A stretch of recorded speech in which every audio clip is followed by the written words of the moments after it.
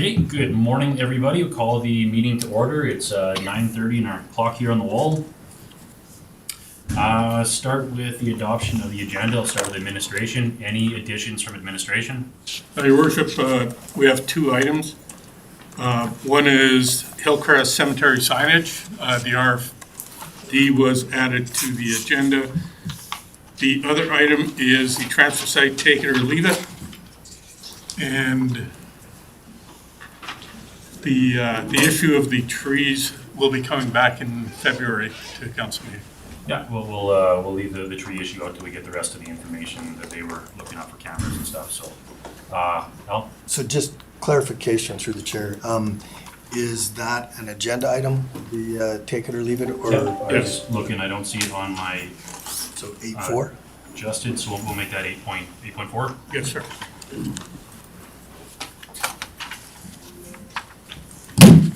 So the discussion on take it or leave it. Anything else from administration? No, sir. Council, any other? Councilor Coolkin? Yeah, I'd like to have a discussion on that George Cuff refresher because I don't think any of us are aware of what that's supposed to be. I'll, It's coming up. And I'd okay. like that as an agenda item. Or can I do that in reports? I at least give you what I've got so far, because I am trying to get something from him. I haven't got an agenda out from him yet. Okay. If that's okay. As long as we have a discussion Yeah. about it. And lastly, under 11.1, I'd like to have a discussion around our Airpoint settlement that we had out there for the legal case under FOIP 16.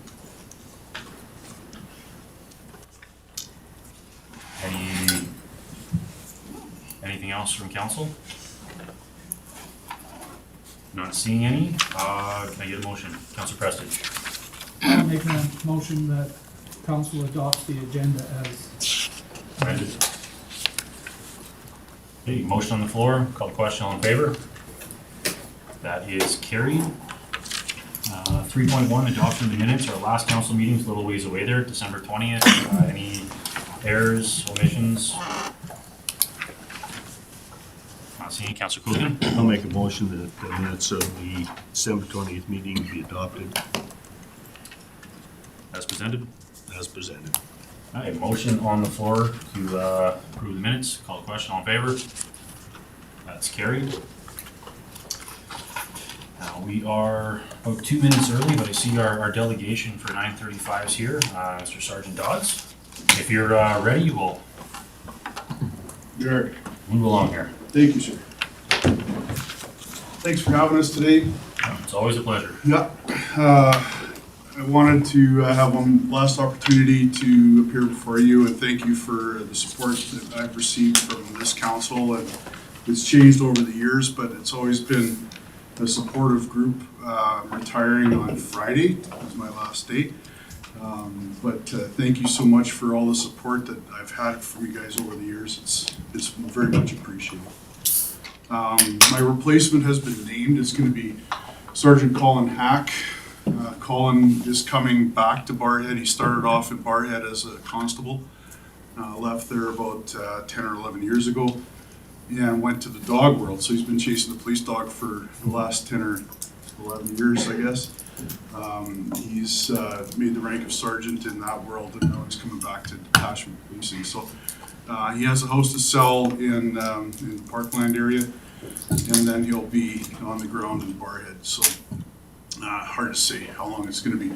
In the meantime, Phil Vicente is our corporal, and he's going to be in charge in the interim. You're in very good hands. I have to say that because he's sitting beside me. But he's had the job gone to promotion. I would have been very happy had he gotten the job, but it went lateral instead. So Phil has a report to give you for a quarter and an ask in regards to the annual performance plan. So I'll turn it over to Phil. And yeah, so just kind of to introduce myself, obviously Bob already told you guys my name. I'm actually originally from Portugal, so the accent is not French. I get that a lot. I've been a member of the RCMP now for coming up to 14 and a half years. I started in Saskatchewan where I did general duty, and then I did GIS investigations, and then promoted to Alberta here to Westlock where I was for about 4 years. And I've been in Barrhead now since 2021. So that's kind of where life has taken me the last few years. So like Bob had mentioned, I don't know if you guys got a copy of the quarterly report. It just came in late on, I think, Monday. But basically, the numbers were slightly higher for property crimes. A lot of that doesn't necessarily apply to the area of Woodlands County. There was a number of arsons that took place that all within the county and town of Barrhead. There was a lot of online frauds that kind of bumped up our numbers. And there was a slight increase in thefts. Some of it did come from the Woodlands County area, especially.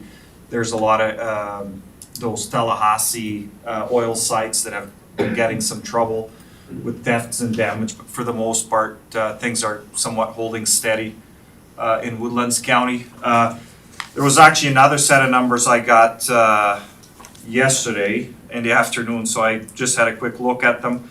But just to give you guys an idea, for 2023, Barrhead RCMP responded to 3,200 calls. Only 162 of those were in the Woodlands County area that we cover.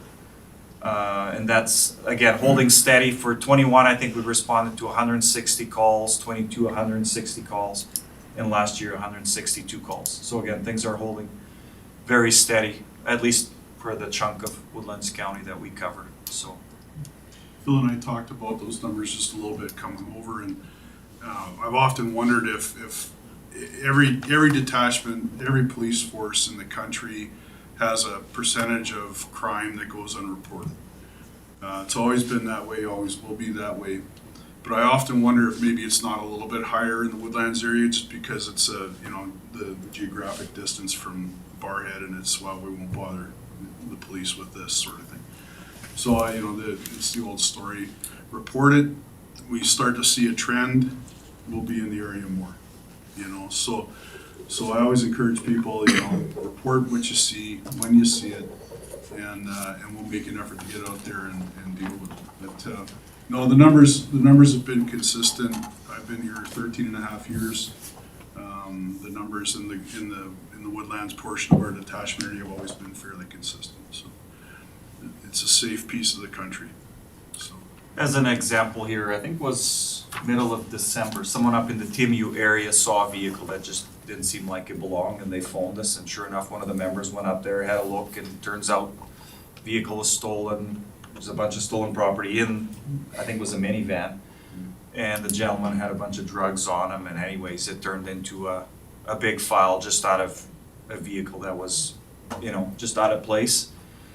And so definitely, like Bob said, I think if people were to phone more often, there'd probably be higher numbers for certain things. But like when I looked at the numbers that we got yesterday, like even out of the 160 calls, about 32 were motor vehicle collisions, a lot of deer strikes, stuff like that. And then there was only 17 calls that were like suspicious activity. And again, there's a number that should be a lot higher, because I'm sure people are seeing a lot of things that they're not letting us know about. So, yeah. Unless you guys have any questions about the numbers, like I said, things are holding fairly steady, at least for the area we cover. I actually want to just stop for a second. Sergeant Dodds, we're all familiar with. Unfortunately, I should have run around for introductions for you, just so you know who we're talking to. So if I can start with you there, Andre, just a new face in the detachment. So. I'm Andre Bichon. I'm the Director of Infrastructure and the acting CAO, and retiring in 3 months. Carrie Stevens, Executive Assistant. Devin Williams, Councillor for Fort Assembly Timu. Bruce Preston, Councillor for Blue Ridge area. John Burrows, Councillor for Whitecourt West. I'm Dave Cush. I'm a councillor for Ensemble and Reeve. Peter Kilkin, I'm counselor for Freeman River and Goose Lake, and thank you very much for the work you do there. Really appreciate it. Jeremy Wilhelm, Whitecourt East. Excuse me, Alan Dean, Whitecourt Central. Joan Slitwig, Director of Community Services. I guess, do we have any questions for the officer, Mr. Dean? Thank you, through the chair. So with respect to that number that's 160 holding steady, I may have missed this, but is that a combination of a number of reasons why you'd be called out? Yeah, so like when I look at those numbers, it includes everything from, like I said, there was 5 break-in enters. There was only 5 break-in enters, I should say, which again, it seems like there should be higher, that number. But there was only 5 break-in enters reported, 8 thefts, over 5,000, likely all related to oil field. Includes stuff such as found lost property, the odd animal call, 911 calls. Again, that's all the calls we responded to, was 162. And again, some of those may have even been self-generated. So if a member goes up to the fort and stops a vehicle and finds an infraction, that infraction generates a file, and that number would fall into this 162. So yeah, there's definitely very little that we are, responding to up in that area. Anything else, council? Not seeing any. Before we make a motion to accept this information, I do have a package here for you. Sorry, Dodds.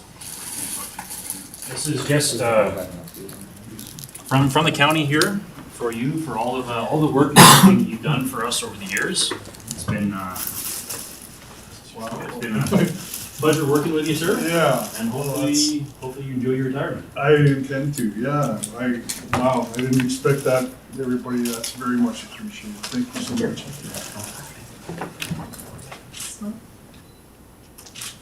My ball head in the picture. Thank you very much, sir. Oh, sorry, we got that one more yard if you don't mind, Sergeant. Oh, yeah. Thank you. Thank you, Bob. You bet. Wait, with that, I guess, can I get a motion from council? Councilor Burrows? Yeah, I'll go ahead and make a motion that you receive the report for information. Okay, motion on the floor. Any discussion on that? Not seeing any. I'll call the question. All in favor? There you go. And thank you guys again for everything you're doing up there and all the years we've been working with you there. It's been a pleasure. It has been, and thank you again. And good luck moving forward. Did you want to talk about the? It's totally up to you guys. So the annual performance plan discussions are starting to happen throughout all the different areas. So I don't know if you guys have a few minutes or thoughts about that, Okay. as to what the priorities you would like to see. It's totally up to you. Yeah, we can keep going here. Sorry if I jumped the gun there. It's but I think our priorities in the past have always been around more. I guess working with the individuals aside from like trying to find ways to resolve it, being more present and having the visual Visibility. Yeah, visibility. And Yep. I think what we've been, from my point anyways, I think it's been working well in the area. I mean, the numbers, maybe that's part of the reason why our numbers are low is the model of how we're policing also. Yep. But I'll open up council. Any other feedback from council here is greatly appreciated. Councilor Cogan?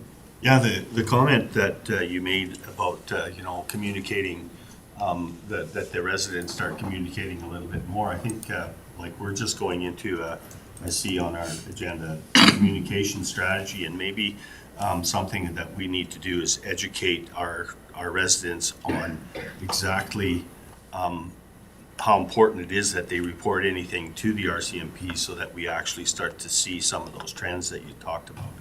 And so appreciate that. And Yeah. I think that is something that I'll bring up because we're going to be in that. Yeah, maybe that's something that we could work into the next year's AVP as far as being a little more proactive about call us, right? Right. The mantra has always been, if it looks like a duck and quacks like a duck, it's a duck.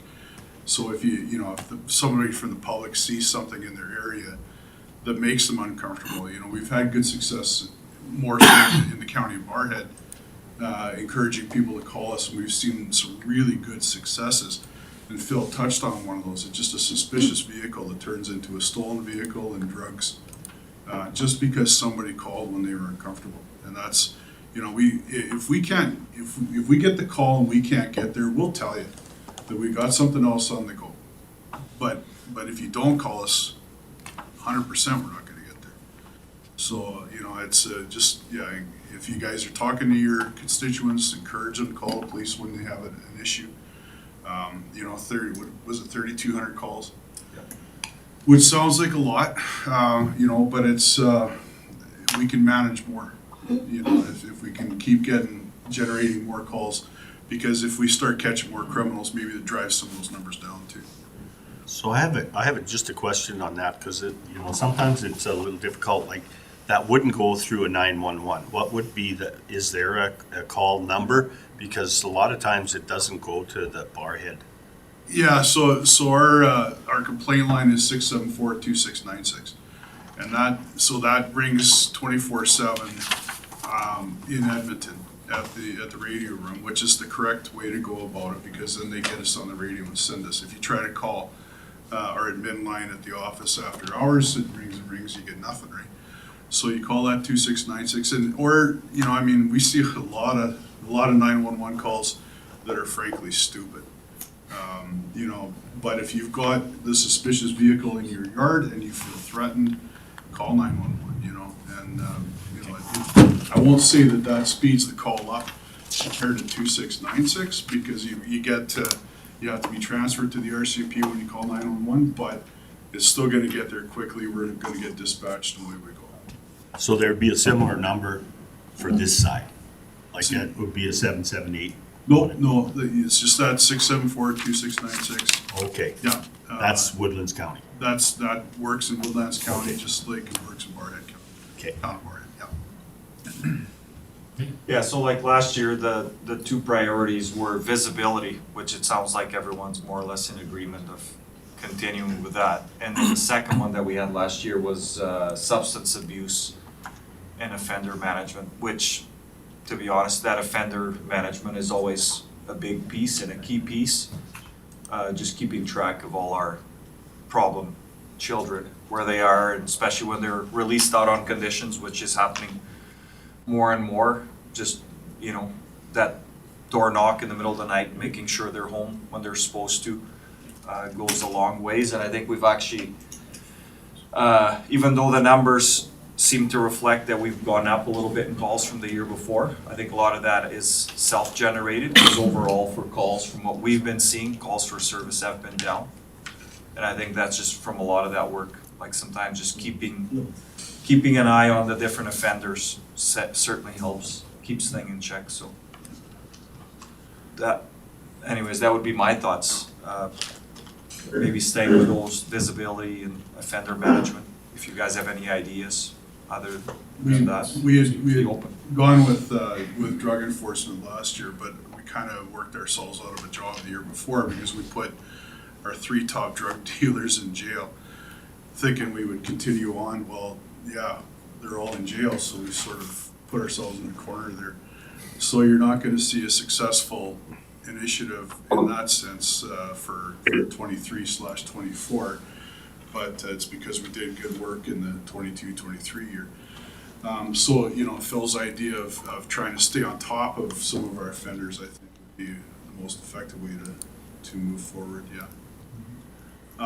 We also wanted to talk briefly about the new detachment building and maybe staffing. I do have a picture if you guys want. Yeah, we Pass it had around meetings yesterday, and we have, the building seems to be moving forward very well. We should see some shovels in the ground this summer, and occupancy sometime in 26 or possibly 27. Yeah. Taj Mahal, and I don't get to work in it. It's gonna be, it's supposed to be like a net zero building, Yeah. so it's running total, like it's solar panels, like I think we're over 200 solar panels for power, geothermal for heat and cooling, and it's gonna be interesting to see it come together. And do you want to touch on staffing? Yeah. Yeah, and that's, like we were just saying, the other thing is just to provide you guys a staffing update. So we are currently running 2 hard vacancies. So we have a constable spot that we've been trying to fill for a while. Doesn't seem like it's happening. And we just had a member actually quit on us, basically. He had been in for about 1.5 years and he decided he was going back to the oil field. So we do have those 2 hard vacancies currently. Once Bob leaves here on Friday, we're gonna be 3 hard vacancies out of 10. So at this point in time, it seems like we're gonna be running with those numbers at least until March, when we do have an experienced member coming from Hannah, Alberta, to fill one of those spots. But staffing's already talking about pulling another guy out of there, so constant battle. We're in as good as or better shape than a lot of places though. Yeah. You know, there's shortages all over the place. Recruiting has picked up. We go from I think 1,800 18 to 2,600 in Alberta last year. Yeah, from 22 to 23. So we increased, 50%, give or take. So that's nice to see. So there's some hope in the future of trying to fill all our vacancies and movement forwards. Councillor Dean? Just coming back to the incoming staff sergeant, you say he's coming from Parkland County. Is he remaining in his position there until he sells us out of House of Moves? He's not gonna come? Yeah, so he's actually acting in charge of the police dog program for the province right now. So they're not gonna push him out any sooner than they have to. Gotcha. So he's got an important role there, but yeah, his house is for sale, I know that. And as soon as that happens, and I can't speak to the market in the Parkland area, but you folks may know as good or better than I do what kind of shape that's in. But once he comes, then he'll be, I think you'll probably see him by June, May or June. So yeah, and he knows the area, he knows, the Barhead folks having police there for, I think he was like 7. yeah, 6 or 7 years, yeah. So he knows the area very well, including, your guys here. Councillor Rose? Thanks, through the chair. So is there and this is something that we at the municipal level end up with all the time, now that the police funding model is going the way that it is, our calculations for payment on the police funding model are on X number of positions. So when you have 2 or 3 vacancies that are in there, our funding level doesn't change, but you don't have the expenditure at that specific detachment that's in the area occurring, but the funding level stays the same at the municipality. So is there a way, I guess, that we could, and not to get too political on it or anything, but is there a way that we could get information on where you're at with staffing, so when we have those conversations with the province, that we can say, hey, look, we're paying for 10 positions or 5 positions, and we've only got 3 staffed up. This is not, nobody would want to pay for something you're getting half of. And Sure. it's not a knock against the No, RCMP, I don't take it that way. But I had the same conversation with the county of Barhead, and there's a bit of a misnomer there in that you guys do not contract the RCMP to police your portion of Woodlands County, nor does the county of Barhead, nor does the town of Barhead. We are a provincial unit, so the province pays for the RCMP for Barhead detachment. I'll give you an example. So the town of Whitecourt has a municipal contract. So the town of Whitecourt pays directly to have the RCMP police the town of Whitecourt. So it's a little bit of an apple and orange situation.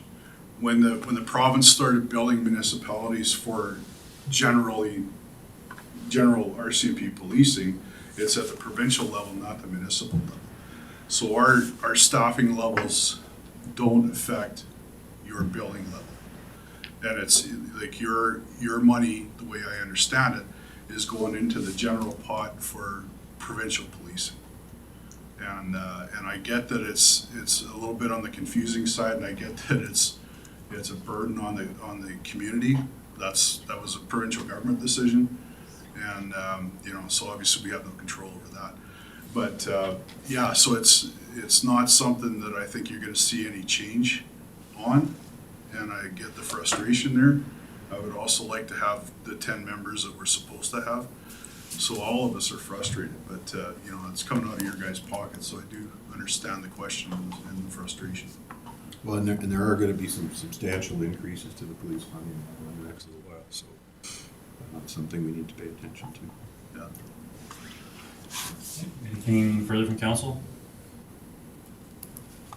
Anything else from you, gentlemen? You know, that's one thing I've always appreciated is good questions from this council. You know, it's good, it's a fair question and it's a good question. Keep that up. Challenge these guys. You know. Well, I really appreciate all the work that you've done for the area and the municipality, and it's a new chapter to see come along. Yeah. To see, you know, people replaced, I mean, that's the way it is, but. It is, yeah. Thank you very much for everything that you've done, and I know it's a really tough time to be in the policing business, but. Yeah, I think it's getting a little bit better. I think we're starting to see a bit of a shift. You know, that recruiting piece, you know, seeing more people stepping up into the career path. It's, I think we're starting to see a bit of a shift, and that's good news, yeah, for sure, for everybody. But, it's been a privilege, everybody. Thanks for having us today, and thanks for your support again. I think that's all we got. Yeah. Sorry. Just a question, I guess, for Corinne, because I kind of jumped the gun in the first motion there. What should we do for? Second motion, identifying the county's APP priorities with Johnson. Great. Can I get a motion from council on that? So I'd move that council adopts the APP priorities from this presentation. Does that work for you? Make it work? Perfect, she made it work. Any discussion on the motion? Seeing none, I'll call the question. All in favor? It's carried. Perfect. Thank you guys again very much. Thank you very much for having Enjoy us. your trip back home, and again, Thanks for the thank you gift. for everything you've done for us, and we look forward to working with you in the future. Thank you.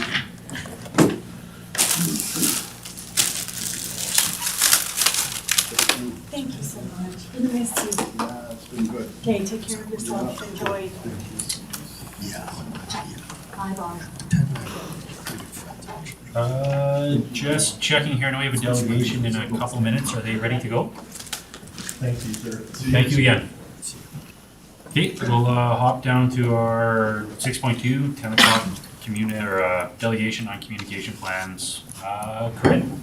Hi, Council. I'm very excited to finally be bringing you a small taste of the communications plan. So first, I want to introduce our wonderful consultants that we have here today, Lisa Drotowski and Fran Ross. And Reeve, if you wouldn't mind, I would love a round table of introductions just to familiarize our consultants with our team here. Hey, good morning. We'll start here with, I guess you've already been speaking with Corinne, so we'll start with Andre, if you wouldn't mind going around the table. Andre Bichan, Director of Infrastructure and Acting CAO. Carrie Stevens, Executive Assistant. Devin Williams, Councillor for Simbuntimio. Bruce Prestidge, Councillor for Blue Ridge. John Burrows, Councillor for Whitecourt West. Dave Cush, Councillor for Insamo and the Reeve. Peter Kilkin, I'm the counselor for Freeman River Goose Lake. Jeremy Wilhelm, Whitecourt East. Alan Dean, Whitecourt Central. Joan Slutweg, Director of Community Services. And offline or off camera, Nikita is here also with us doing our excellent AV services today. So, and ladies, if you wouldn't mind, I would love just a brief introduction from both of you to our team here.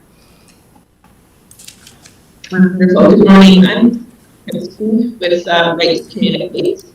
There's feedback here, so I might, if it's coming on your side or not, Corinne. Nikita's looking, he's doing his thing. Okay. Yeah, we can hear it too a little bit, Lisa, so thank you.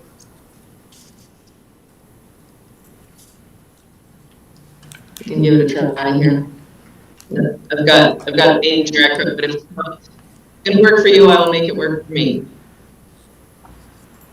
Fran, can you give a go? We'll see if we can hear your audio. Sure. How's my audio? Oh, good. Hi. It's a pleasure to be here today. My name is Fran Ross. I'm coming to you from Edmonton. My background is in communications, and I work with Lisa doing management consulting and working with various organizations, mostly nonprofit and municipal organizations, to do strategic planning and organizational design and things like this major project, which is developing the communications plan. I'm really pleased to be here today. Excellent. Is Lisa just?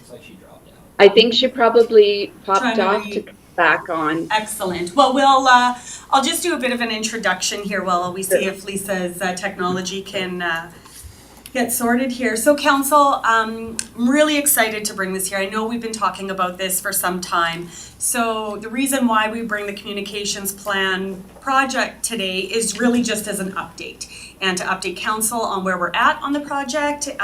There have been several stakeholders involved in where we've been this far. And we just want to share some information that we've gathered to date to reinforce the benefits and goals of this project. So I see, Lisa, you're back. Did we want to try again? Yeah, sorry, I just signed out and signed in to see if it would help the echo, and we're good now, so thank you. Yeah, I think Fran handled the majority of our introductions, but I'm Lisa Gurkowski. I'm a management consultant as well. I have specialized in communications for a number of years and have worked with a number of municipalities across the province, and either independently or collaboratively, and in this case collaboratively, helping them build communications plans, systems, structures, frameworks. So pleasure to be here. Excellent. Nikita, if you wouldn't mind hopping into slide 1 of the presentation. As Lisa mentioned, they've done a variety of work with municipalities, large organizations, and one of the components that Lisa mentioned here was working collaboratively. Communications here, we were very adamant that we wanted to work with our consultants so they could understand the uniqueness of our municipality, understand where we're at and our goals about what we are trying to achieve. And also so communications can be part of the creation of this, not just be handed a document after a couple conversations and then try and implement that. We felt that there was missing a step. So one of the reasons why Lisa and Fran were such a good fit for Woodlands County is because there was that really heavy collaboration component of this project. So it's been a real pleasure to work with some consultants who have a wide variety of expertise, and I really feel that it's such a benefit for our organization. 220. So we're going to hop into the presentation, which is on page 220 of your agenda package if you're there. So again, the communications plan is actually part of Woodlands County strategic plan under the organizational excellence pillar. So just to remind everybody, under that pillar, we state, we promote resilience and organizational excellence within the county by promoting sound governance, building organizational capacity, and planning for the future. Engaging and positive corporate culture with strong internal and external communications. So again, this is really one of our key pillars. And the idea of improved communication, we're encouraging, again, that internal component to promote positive corporate culture, which again, in turn, there's so many benefits of having that positivity there. And on the external side, we're looking for that open, transparent communication with our public and to build trust and good relationships. And within that pillar, on the next slide, Council within the strategic business plan identified specifically creating a communications plan and identifying strategies to improve internal and external communications. We know that we have a very progressive and thoughtful council here who wishes to communicate effectively, meaningfully, and of course efficiently. The idea is to set clear and realistic priorities and ensure really we have a good return on investment for communications, resources, and our assets. The intent, again, is to develop a future-focused plan to really help us build on strengths and overcome gaps align resources and priorities that fall right in with Woodlands County's strategic plan that this council has identified. So Lisa and Fran are going to dive in here and talk about kind of where we've been and then lead us through a bit of the path here. Thank you. You have in front of you the pathway that we've laid out to do exactly what Corinne has described. And so there's a number of components we've undertaken from October and will go through to April. And I just highlight that our approach is strength-based. And so we looked at a number of documents and activities. We also did fairly robust stakeholder engagement, and we talked to 9 internal and external stakeholders, and they were really chosen for their ability to speak in multiple ways. So they were involved in the county. So we were looking at our external stakeholders who shared insights as local residents and business owners and volunteers, and members of the county and community committees to get the broadest possible viewpoint. And our internal stakeholders represented the views of council, administration, but also the breadth of the geographic reach. So talking to the Whitecourt and Fort Assiniboine offices and our frontline and senior leadership staff, but they also shared the perspectives as local residents. And Reeve Cush and Councillor Dean on council participated in that. So we really got a good sense of things. We developed an interim report, which we have shared, and that will form once we've, today we're updating you on just some of the highlights. But that will inform then an internal planning workshop that we'll have in March and then lead us into the communication planning with Nikita and Corinne. So that's the pathway. So what I'd like to share with you is the strengths to begin with that our research has shown us. And we identified key strengths in the county's overall approach, scope, and principles, and in the activities that you do. And again, through stakeholder engagement, review those materials, and we looked at best practice in municipal communication. And I really wanted the key message here is that the investments that you've made over the last 4 years in communications have really started to pay off and have really positioned you well for the work that we are entering into. And so I'm just going to highlight 4 strengths. So again, the focused investments and particularly the dedicated communication roles have really helped you ensure quality of communication and ongoing development. The investments have also helped you meet the county's communication obligations under the Municipal Government Act, and an important part of communications, and the coordination with other bodies, especially when we look at the emergency response that happened over the past few years, is really a testament to your investment in that professional leadership. Again, professional content design has also been a real strength that's been developed over the last 4 years. Timely, accurate, and credible communication. So really building a trusted source of information for folks. Clear and consistent communications of all aspects of the county operations, programs, and services. So the breadth of it and the volume of information is clear and consistent. There's clarity and consistency. And then that actual look and feel and content of the communications has a real high level of professionalism because of the investments that you've made. Another key strength is just the reach and diversity of the tools and the channels, and with that has come heightened level of transparency that you've committed to as a council and as an administration, and that is really coming through. So we heard about the timeliness and transparency of these live stream meetings and the regular council updates. We looked at social media and heard about social media, how it's reaching tech-savvy users and supporting two-way communications. And then just the breadth and the set of tools and channels that have been managed, either introduced and managed over the last 4 years. And they span the whole spectrum. And that's really important in terms of reaching those diverse groups, including those who might not be online. So a real strength there. And then the last one around relational and interpersonal communications culture, a strong message that interpersonal communication, relationships, access is really important to everybody we talk to, whether it's public, staff, or counselors. So there's a real willingness to build that culture internally and externally, and a real appreciation for it.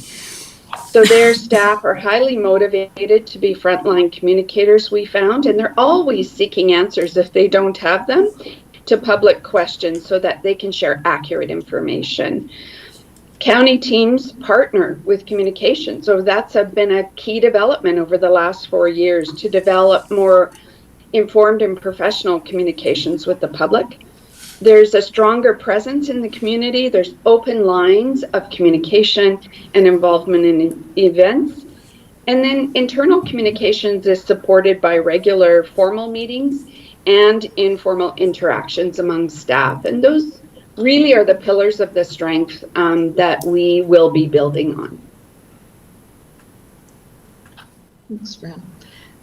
The one thing I'd like to add to just Fran's context is one of the questions that Corinne had actually asked us at the very beginning of our journey with Woodlands was, would we start with a satisfaction survey as opposed to the approach that Fran just ran you through? And I think that was an important question on her behalf.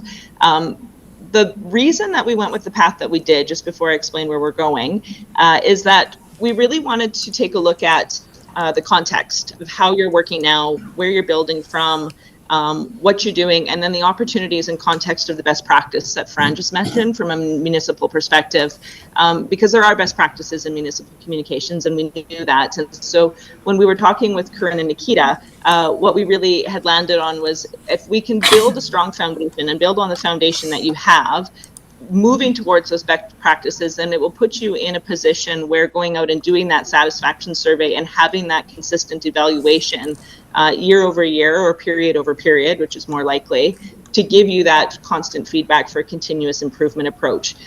So really, we looked at a lot of rich data, as Fran had mentioned, and where we're going with that is we want to be able to build with you the priorities that you want to move forward. So we're looking at a communications plan that Fran mentioned has those strengths, and we're building on those strengths, but is really pragmatic and realistic to move you forward year over year over year for that consistency piece. So when we look at what we actually heard for insights, opportunities, things that we want to explore with your team through a planning approach, and that's that collaborative discussion with your team as to what do we want to prioritize going forward. There's really 6 things that jumped out at us. And the first one is when Fran talked about the breadth that you have of all of the different communication channels and the different demographics that you have in the county, the different geographic areas, we really see an opportunity to start using your strategic capabilities of the folks that you have, Corinne, Nikita, your team, to start to segment that and be very, very clear about which channels you're using to reach which demographics, recognizing that there are different types of channels that reach different people, but there's also different types of content that plays best with different types of channels. And so rather than that proverbial shotgun approach where you use your channels broadly across the board, starting to really look at where do you get that best return on investment to do that work. So that was the first area. The second area was, we heard a lot, and Fran mentioned one of the strengths was around engagement and two-way communication. So one of the things we did here is your one-way communication, your information sharing, very much on point. You're doing a great job, that professionalism is there, but if there was an opportunity for more of that input and clarity around how input actually affects decisions. And some of your engagement folks mentioned that they really do appreciate that they have direct access to county staff, administration, but also council, and the ability to pick up a phone and have those interpersonal conversations.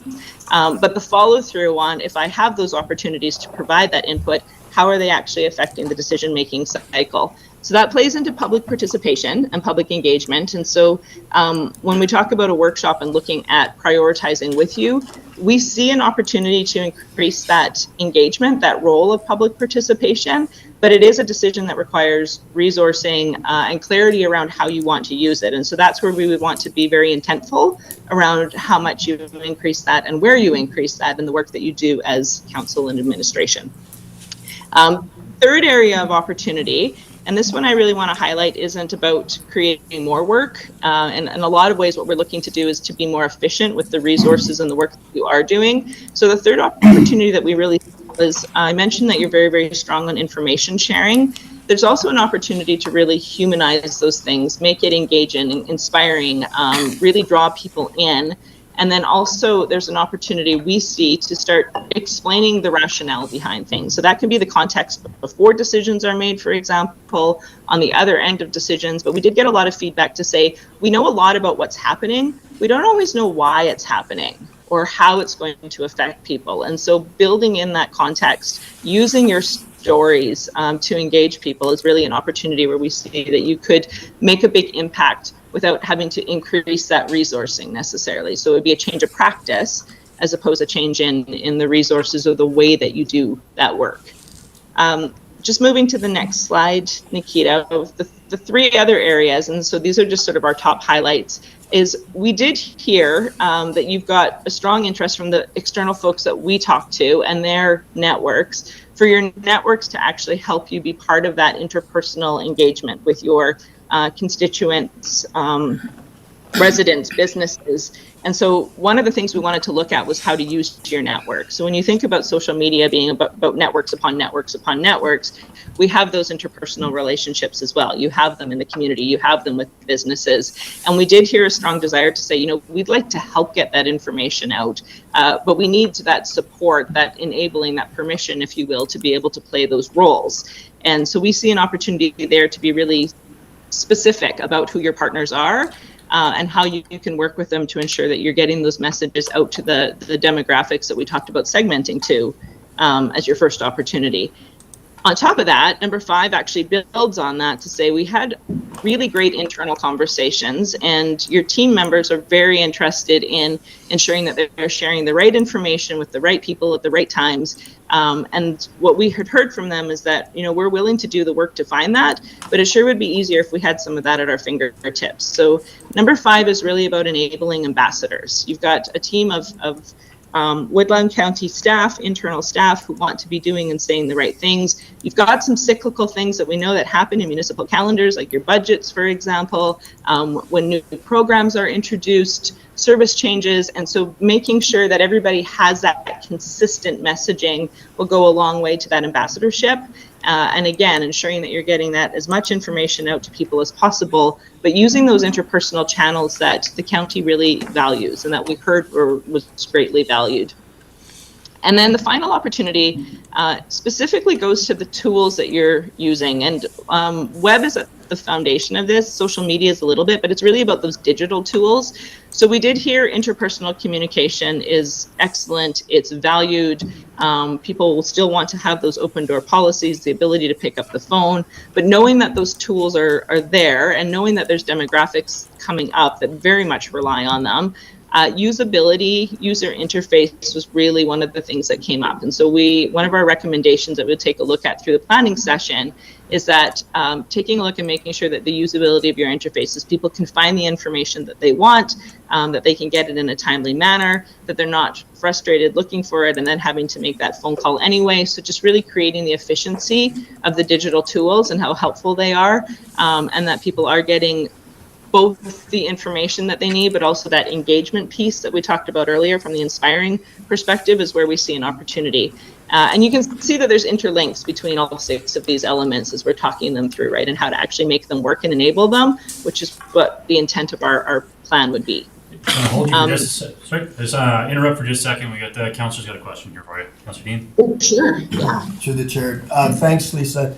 I'd actually like to ask this question of Corinne. So on insight number 5, I'm not sure I quite understand how that would, what that would look like. Like what exactly do you mean by that? We want to ensure, through the chair to Councillor Dean, we want to ensure that all of our team can be our frontline spokespeople, as opposed to always having to come to communications or whomever. We have an amazingly engaged team here. And to ensure that our team can find the information that they want and be able to further explain, as opposed to maybe just, again, more a part of that, the whys, as opposed to just reading, well, this is what I was told. They're actually, they're informed. Okay. So be able to, again, be more a part of the communication that is rapidly happening. So do you see like daily updates or weekly I guess we meeting? will find out. Okay. Yeah, so this is why we have some wonderful professionals to help us connect those gaps. And again, we know that resources, especially administration resources, are tight here. So this is why Lisa and Fran continue to talk about our ROI. You know, we are investing, and so we have to make sure what we're investing to is efficient and that it makes sense. So if it's empowering, again, our frontline staff to be able to have these conversations more fluidly, then what a great opportunity to use our people who are already wanting to be engaged, wanting to communicate with the tools to be able to do that. Okay, thank you. You're welcome. Thank you. Yeah, I think the best practice, if I can supplement that just briefly, is people are doing this work already, right? So when these questions come in, or when, for example, you approve a budget or you make a decision about a program or a service level, somebody is doing the work to say, I've got to answer these questions, whether it's to you as council, whether it's to members of the public.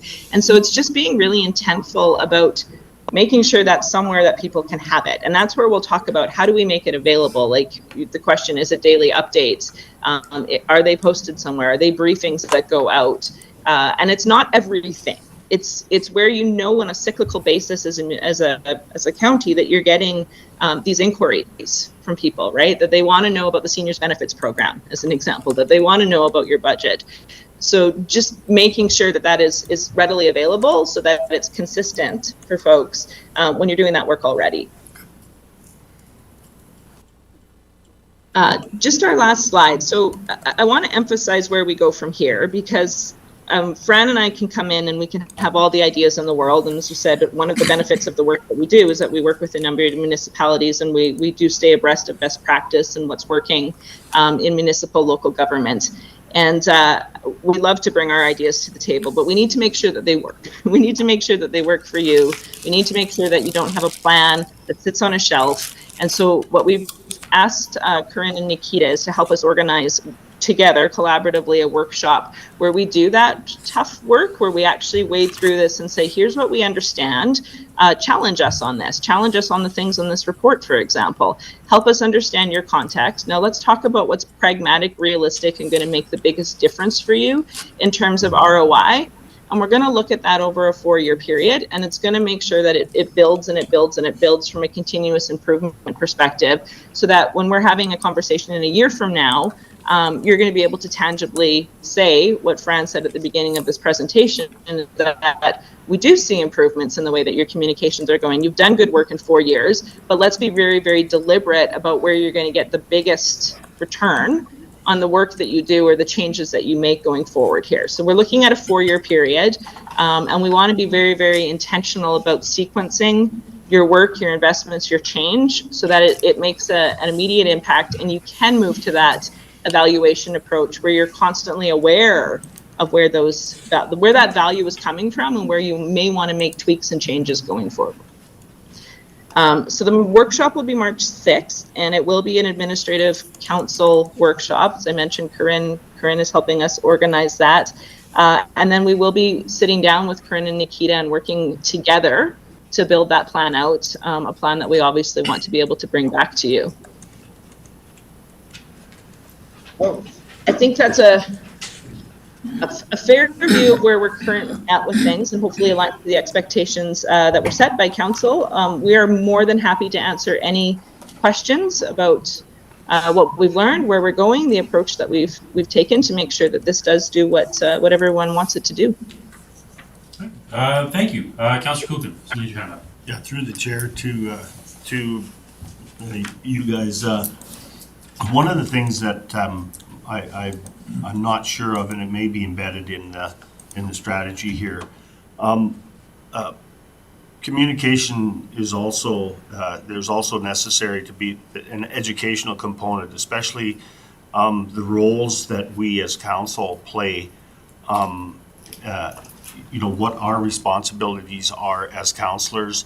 And that piece needs to be transferred to the public, because a lot of times they don't really understand the challenges that we have in this municipal system, because it's so different from the private sector.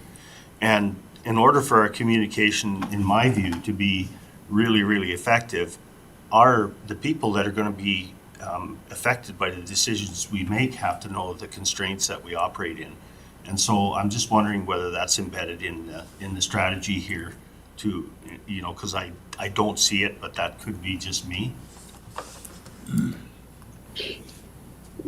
Fred, do you want to know? I would just say absolutely that concept of sense making, communication is sense making and helping people understand, and embedding that is throughout the whole plan. So I think that the strategies that we take would strengthen that. And we know that that's a goal that we want to do. Yeah, I think where you're seeing this, and it's said in a short presentation like this, we're hitting the top level comments, but that really does come down to that context why. And so when we're talking about better explaining the why, we are talking about, I call them givens, the things that you're up against, the constraints that you experience. Whether it's things that are in the Municipal Government Act, whether they're things that are in your budget, the realities that you have, but we recognize council has a different level of information than the people that are receiving the decisions. And so it's that sifting work that needs to happen to say, these are the things that we really honed in on to make this decision. So Franz just said sense making. And we see that as a necessity in the way that the communication is coming. So not, if you look at council reports, there's the decisions that are there. There's also the things that we emphasize to get there. When we talk about public involvement and public engagement, what we heard is a huge element of that. But what we decided is equally important, because it's not just what we heard, it's how we made sense of it within our constraints to make this decision. And so that's very much through those 6 elements, but it's really about the practices and the processes that we can work with your team, work with Woodlands as a whole, council and admin, to get you there, to make those enhancements. Not to say that you're not doing it, but to make those enhancements. Thank you. Any other questions from council? Okay. Not seeing any. Corinne, you got anything else you want to wrap up? I don't. I'm just, I will just say that I am really looking forward to this upcoming workshop. Again, the collaborative spirit of this plan is so important. It's more than just getting a document from a consultant to say what are best practices and what we should be doing. This is coming from the very people who are doing it, who hear the feedback. We have stakeholders in our room who have been part of this process, and that collaboration is to really understand where we are and where we need to go and why. And I really appreciate Councillor Kulkin's remarks about the education component and the understanding that the decisions made are more than just that. Like Lisa was highlighting, there's the process of the why and the how, and for you as council to help communicate that to our external partners and our public is so important, because there's more than just emotion read. It's the exact conversations, you as council and us as administration, boots on the ground. So this is just very exciting for us, and I'm really looking forward to the workshop to hear more from our people about where we're at and where we can go. Councillor Burrows. Through the chair, just to Corinne, how many spaces are there at that upcoming workshop? Like, is that all council? No, it's we would like a handful of council. So I did send out an email. Yeah, I saw it. Oh, okay, so I do have representatives from Anselmo, Whitecourt, and Goose Lake right now. So of course we always like to get, as we've talked about, breadth.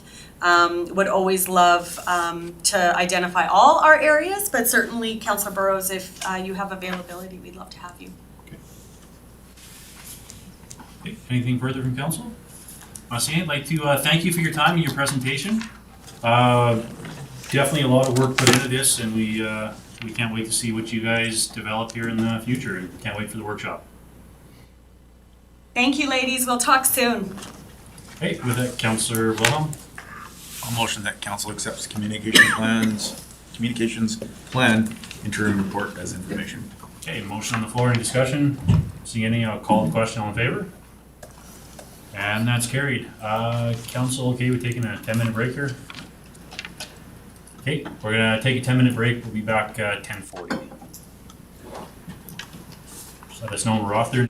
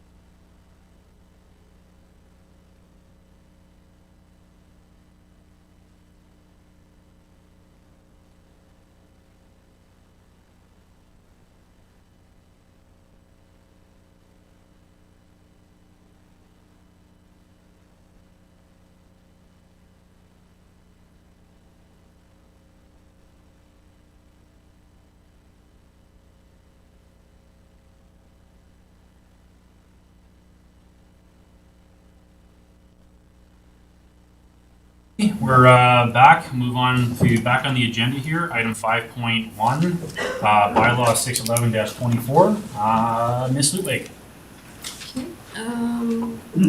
Good morning, council. I have got Vicki Dodge, our planner from Red Willow Planning, online as well. Just if council has any questions they want to address, she's available to answer as well. So here, Vicki, just checking. I know we've met before. You met some of council. Have you met all of council, or would you like us to do a round of introductions for you?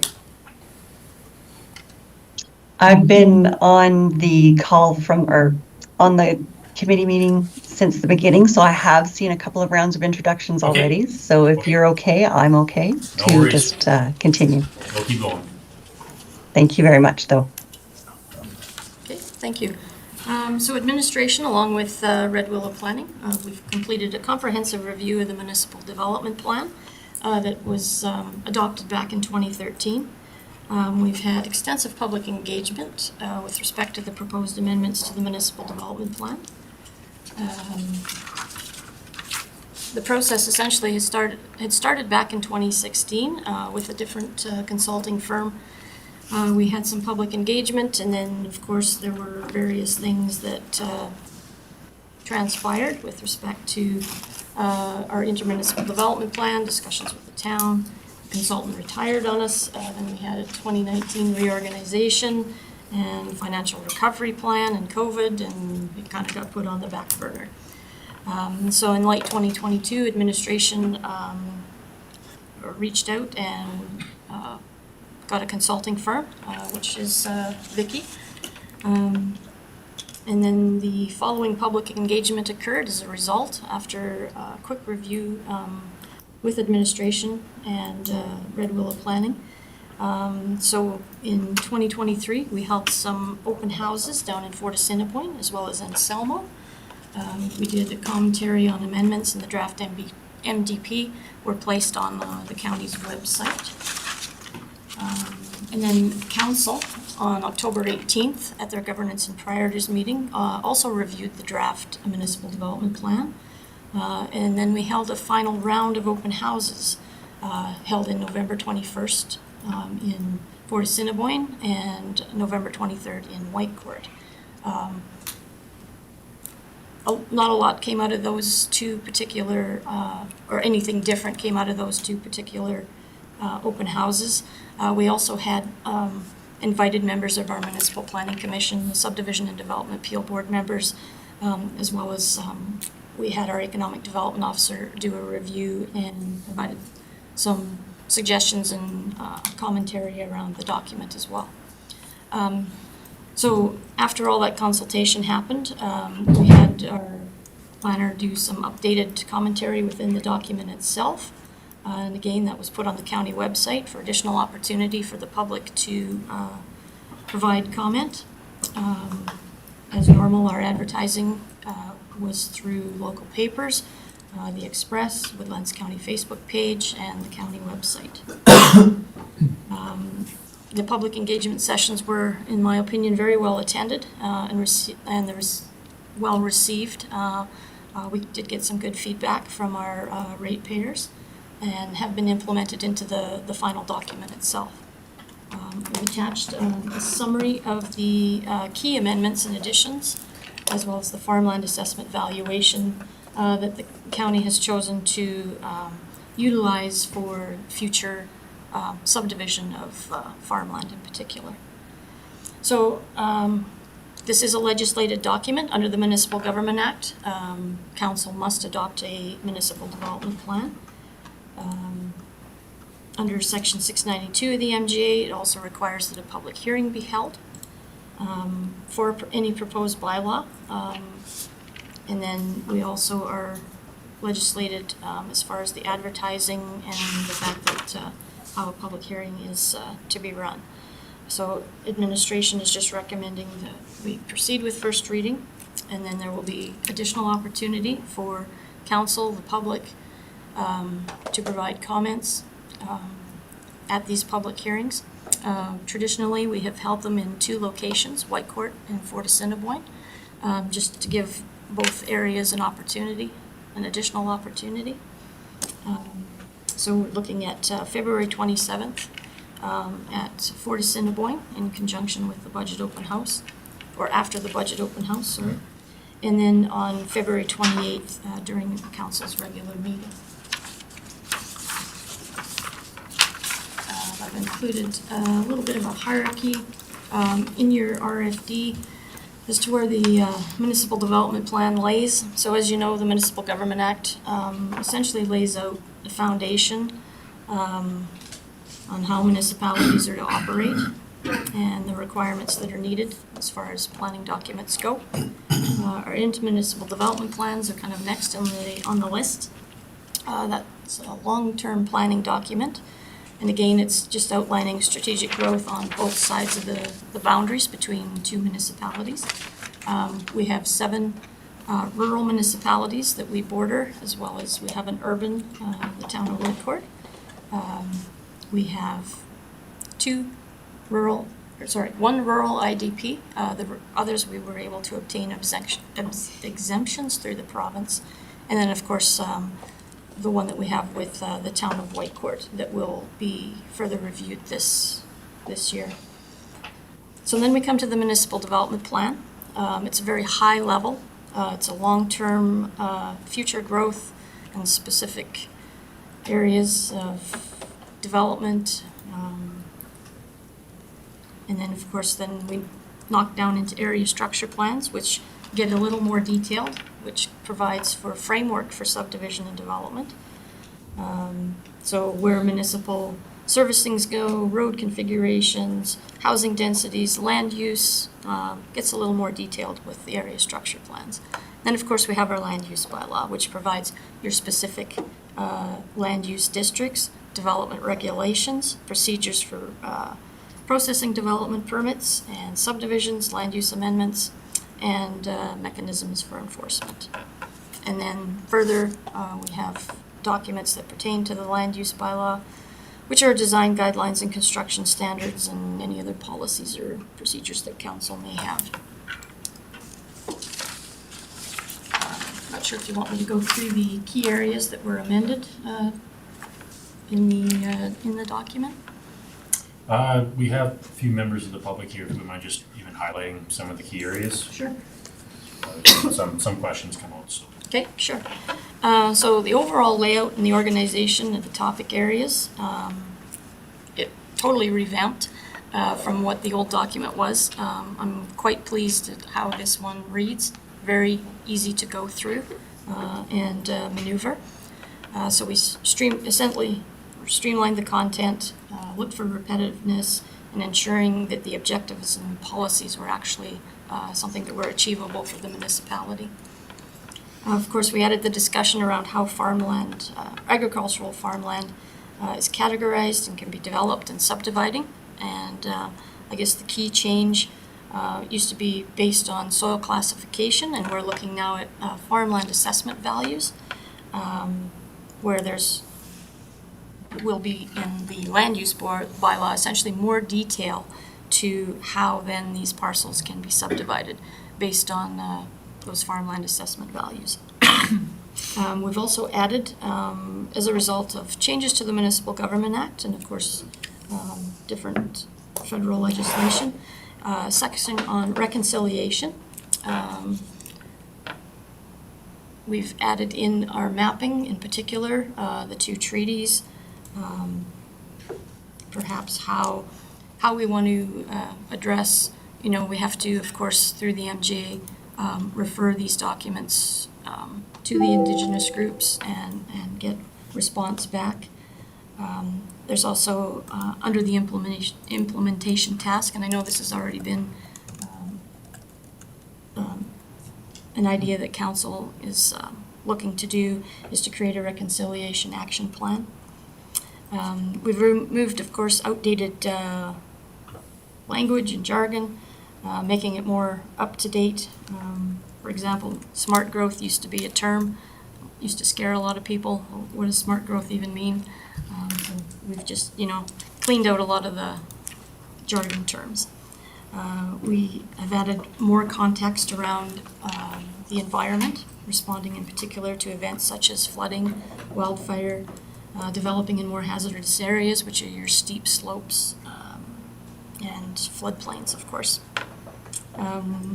We've added in a section with respect to, under transportation, just with respect to air, meaning, operation, development, protection of the airport, is important in the adjacent lands, which comes down to a document that council will review here in the future, which is an airport vicinity protection plan,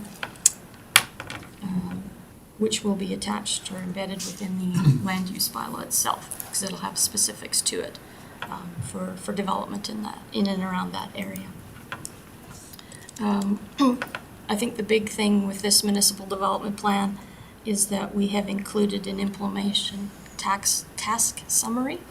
So actual identified objectives that have been identified throughout the document and things that we want to do. So such as area structure plans for perhaps the hamlets, or specific areas within the county.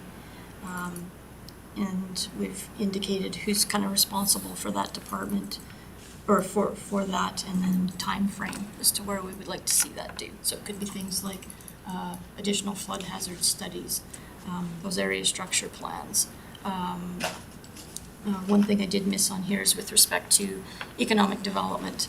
I know that when our economic development officer reviewed it, he had suggested we could be a little stronger in our economic development verbiage in it. So I know Vicky had gone back and reworked that, and it has been included in there. And then we're looking at perhaps some sort of a strategic plan for economic development that the committee itself could do. So various things like that. So that's kind of it in a nutshell. Vicky, I don't know if you have anything you'd like to add? No, thank you, Joan. You're very thorough. Thanks. And again, we'll say from members of the public, I know we're going to be reading as far as changes to the municipal development plan and where we're at. Just for clarification, I guess this is the overarching document. We're not dealing with the specifics currently on land use bylaws or like the permitting more bottom line. This is the overarching document we're currently working with. That's correct, yes. It's very high level, overlooking this is what the future of the municipality could potentially look like. Okay, Yeah. so And when you go down that hierarchy, as you get to the bottom, that's where the more detailed information gets to. changes in that stuff isn't part of this. That stuff will be later on and reviewed later. We are in the process of, we've just started our first meeting, was that last week, Vicky, on the land use bylaw discussions. Okay. Councillor Coolden, I see his hand up there. Yeah, I just, through the chair to the planning team, I really appreciate the work that you guys did on the agricultural file there because, with the conversations that I've had around with different municipalities in the provinces is that, you've really taken a bit of a leadership role there in identifying how necessary it is for us to protect that and to actually define what our plans are on agricultural land. And I think that if we do have a good solid plan there, it's going to be very difficult for the province to just override what our responsibility is there in the land use planning and the way that we do it. So I really appreciate the work you've done there, and I know that's ongoing. The one that I think that I was really happy that was in here because of the challenges that we've had is that you've actually identified air. And that's one that we're going to work on, and I'm not so sure where we have our input there in this. Is that going to be when we have those open houses? Can we then present some of the concerns we have there, or how does that work? Because this is a real high-level document. Yeah, through the chair to Councillor Kilkin, I guess depending, if it's something high level, then those discussions can be had at the public hearing. The more detailed, I'm going to throw out there a guess is that probably setbacks, footprint, development guidelines, things like that That'll be at the land use bylaw stage. Okay, good, thank you. Any other questions, concerns, comments? Councillor Wilhelm? Through the chair to administration, so I was doing a quick summary review through it again, and it came to the flood-prone land section of the NDP. And like if we look under 3.1.10, sorry, let's throw this out here without giving you any time to look at it, that's but okay. county may consider flood-prone lands for extensive agricultural, public works, or passive recreational purposes such as birding, walking trails, blah, blah. Other development in flood-prone lands shall be prohibited unless adequate flood-proofing measures as recommended by qualified professionals are adopted. Does that have, since we have just recently with the gravel pit down in the Fort Assembly area, does that not, would that not be a restricted use under the NDP then? Like, since that would be an industrial use in a flood-prone area? Just with regards to our recent decisions and then our review to the MDP with regards to restricting things within flood-prone areas, I'm just wondering how that, is there more wiggle room underneath there, or what do we want to do? So through the chair to Councillor Wilhelm, gravel extraction, particularly class 1 pits, are generally provincial Okay. approvals. So the municipality, yes, does have say as to where those go. In this instance, we have an area structure plan in which it's been already identified. So the MDP, again, is here, and the area structure plan is down here, so a little more detailed.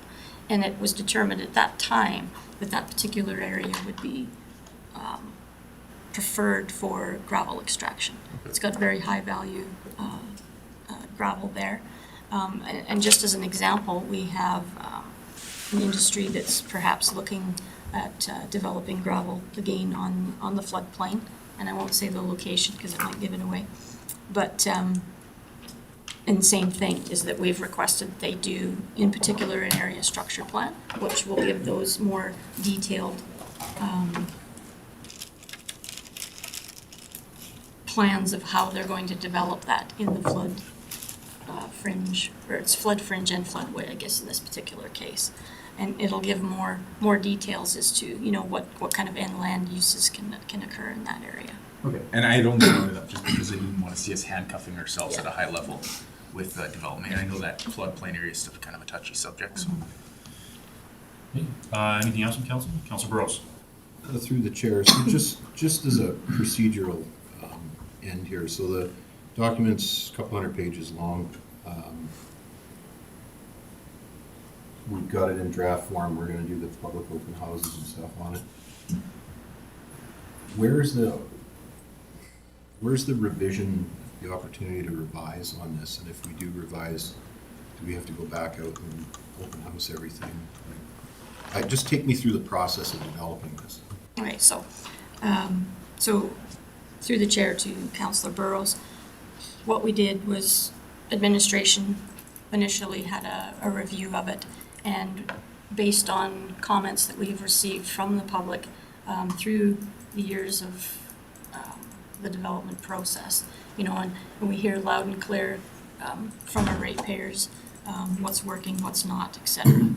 So when we sat down, that's what we looked at initially, right? And then when we went out to the public with the document, with the amendments that we knew, and we knew what the challenges were, we went out to the public and said, okay, are we on the right path? And what else is there that, you know, needs to be changed within it? So that was the public's first opportunity to look at that. And then when it was brought forward to then the G&P, the governance and priors, that was council's opportunity to, you know, say, are we on the right direction? Are there any things that you guys are maybe hearing and seeing that need amendments within the document? And then we took it back out to the public one more time after making what we'd heard from the first public hearings and from council. We took it out again, just saying, okay, this is the final kick at the can. Is there anything else that we're missing? So that was the open houses in November. So were there any changes then made to this document from the draft that we saw at G&P? some minor amendments, and that would have been with respect to the additional comments from economic development. And Vicky, can you clarify what else there may have been there?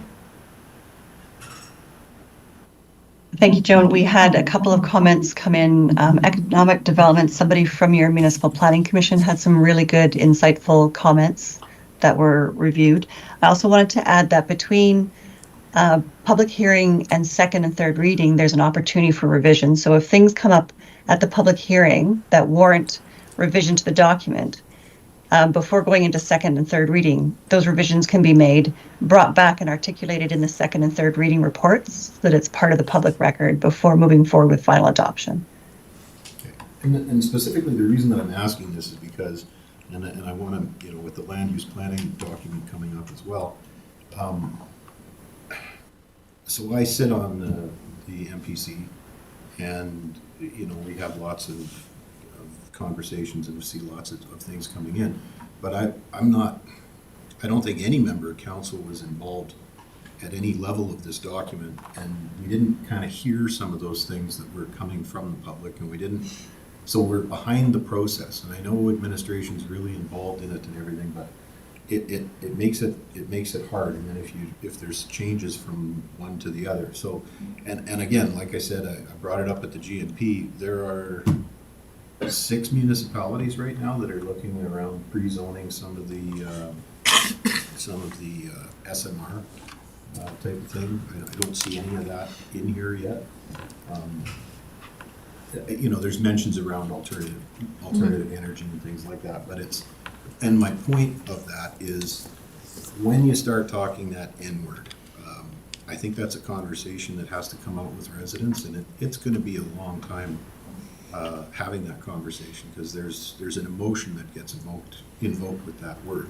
Problem is, in the province of Alberta, we're 98% or so at the moment fossil fuels. The renewables, while there's a role for them to play, I don't think they're going to make it in base power generation. We don't have much in the way of hydroelectric. You've either got to burn something and do carbon capture, which is great why this program is happening in the municipality. Hopefully it'll continue. But that is a carbon capture, carbon sequestration, and they don't even have the federal rules in for that yet. So we don't know if that's going to fly. We do know, and I went on a bit of a rabbit hole, but 52% of Ontario's power is nuclear. And Bruce Power is actually looking at building another nuclear power plant for the first time in 30 years. They're looking at building something new. But they're screwing up in the fact that they didn't do any public consultation on it. And they're meeting but most people are not aware that over half of Ontario's power, myself, I thought it was mostly hydro, but it's nuclear. So there's some opportunities, I think, that are here yet. And I'd like to have council have some high-level discussions on it. Also, the flooding. We have a few residents that are, so they buy a piece of land, they take out a mortgage on it, it's worth a certain value. It might have a mobile on it or a modular or whatever. Then the new mapping comes out, they get trapped in this, it's no fault of their own. There are some that bought after and whatever, but there are some that get trapped in this. And then they've got to do, crazy amount of earth moving to get something else on there. They can't rebuild it unless it's destroyed. They can't work on it unless it's, it really handcuffs them. And the way this is written, it doesn't take that into effect. And I was hoping that with the province, having that meeting with the province, that they were actually going to take some of this flood-prone land serious. And if they were going to look at this as a provincial issue, that's something that they want to make sure that we can develop, that they would start doing some land exchanges and helping us. If you're going to restrict the development, if the land was sold and you're going to restrict the development on it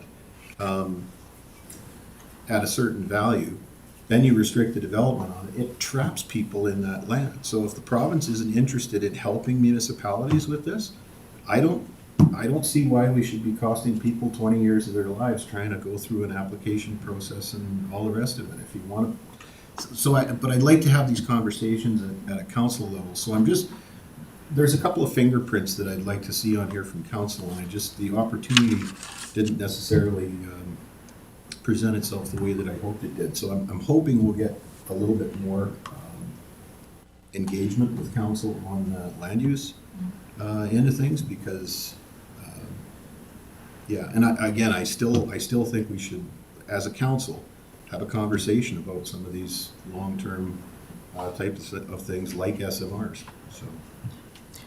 And through, Yeah. sorry. Go ahead, Joan. Through the chair, Vicky, could you maybe comment, because I know that we had looked at Councillor Burrow's email response with respect to that, and I think you said it best when we were reviewing that. Yeah, I agree that it's wise to have these conversations, and it's important to be ready for what might be coming down the road, for sure. And the municipal development plan is a tool to help a municipality be ready for future development, but it's not at a level of specificity that would detail what those potential opportunities are. What it can do is open the gates for consideration of where industry and other kinds of economic opportunities may exist, and then allow for those conversations to happen at a more appropriate level of detail, which might be the area structure plan stage.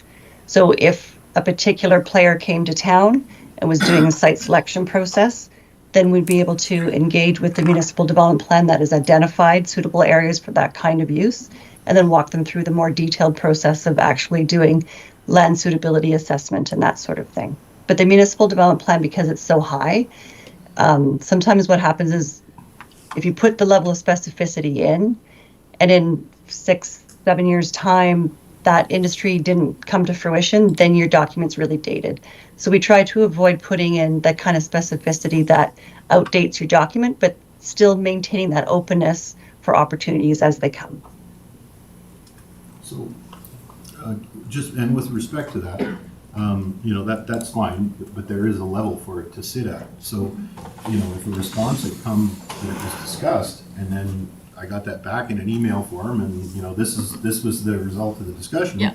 it would have been great. I would have known what was going on, but I don't, because I didn't get that response out of that, and I didn't have that feedback through this whole process, which is kind of the point. And sitting on council, I think I should be privy to that. So. But again, the floodplain conversation, I think that is one that we need to have, because in here it says no development. It also says that we're not going to approve a road that's not usable in the event of a flood. Well, we've not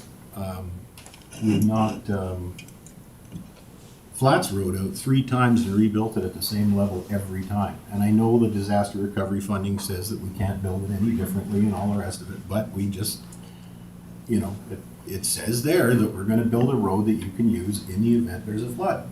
So that people can get in and out of properties that are in flood prone areas, because we do have them. So there's a huge, large context around that flooding, and I would love to see council get engaged on that, because I don't, the last revision of this was what, 2013? 13, yeah. So I've been on council almost 7 years now, and I never got a chance to weigh in on land use bylaws. I never got a chance to weigh in on any of this stuff. And here we are again. We've got a draft version of it in front of us, and I know you guys worked hard on it. And I echo Peter's comments on the agricultural stuff. Even sitting on the MDP,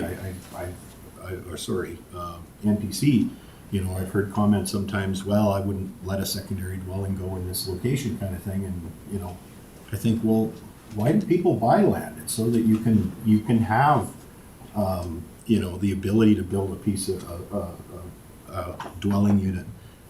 We have a seniors crisis housing that's going on right now where you have two families that make one. They've got parents, the other one's got parents.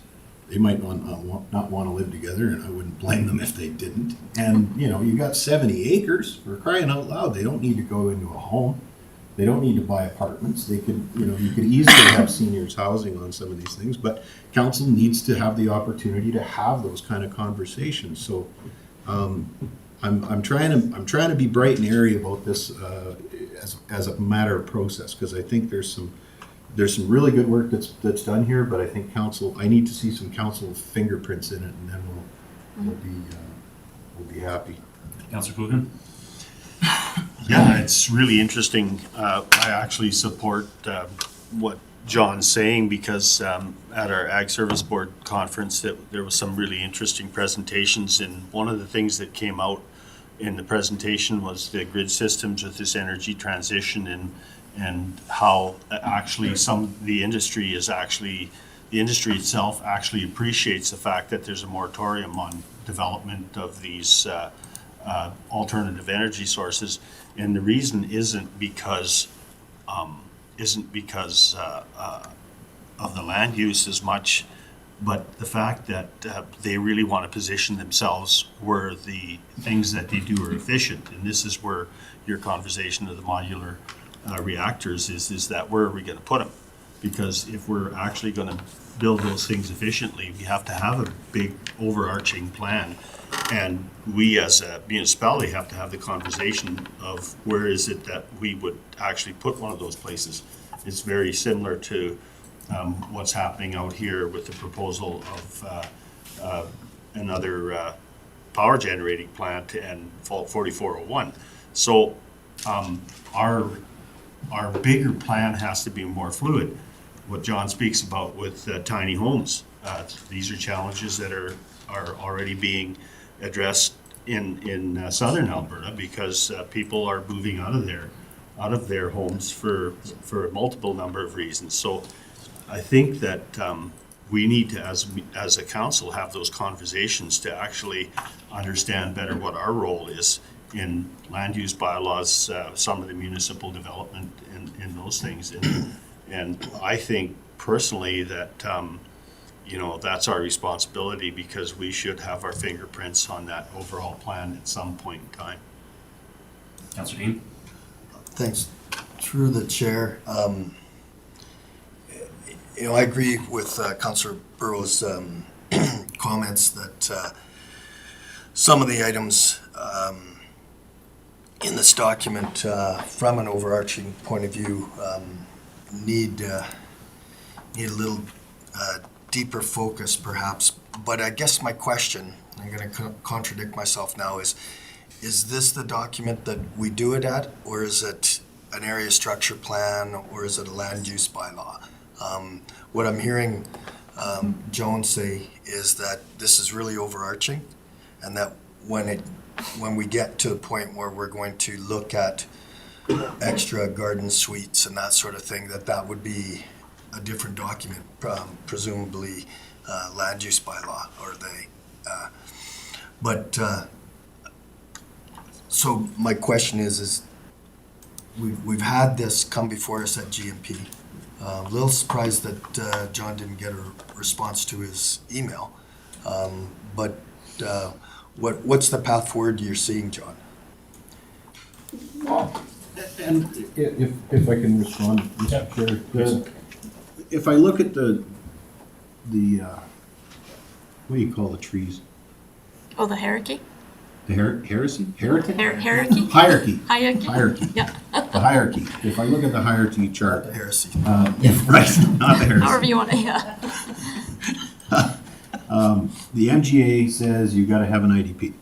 The IDP gets created, then you've got the municipal development plan. Then you've got the area structure plan. Then you have the land use bylaw, and the area structure plan goes out into county documents, right? Long-range planning, sorry. So if you, at the intermunicipal development plan says no development in a floodplain, like you can't put anything in there, then that is going to guide your NDP and your area structure and your land use planning. So, and a question for the experts would be, there are between 5 and 10 municipalities that I know that are looking at pre-zoning SMRs. There's only, 67 rural municipalities in all of Alberta? Mm-hmm. So that's a fairly high percentage that are already looking at doing it. So if it doesn't belong there, and part of this is a larger discussion, like we're going out to open houses and having conversations with residents and things like that. Again, you have that conversation around nuclear, That's where people freak out. If you have a developer that actually wants to put a plant in and says, hey, we got, like, let's take the Vault 44 and the other one. Nobody cares. It's carbon sequestration. You're burning a little natural gas. Nobody's going to flip out about it. But if it's a nuclear plant, good grief. You are going to be into 5 years of education, 5 more years of whatever, and that developer is going to pack up their tent and they are going to leave. So I appreciate that you wanted, the flexibility of the developer having that, where does it go?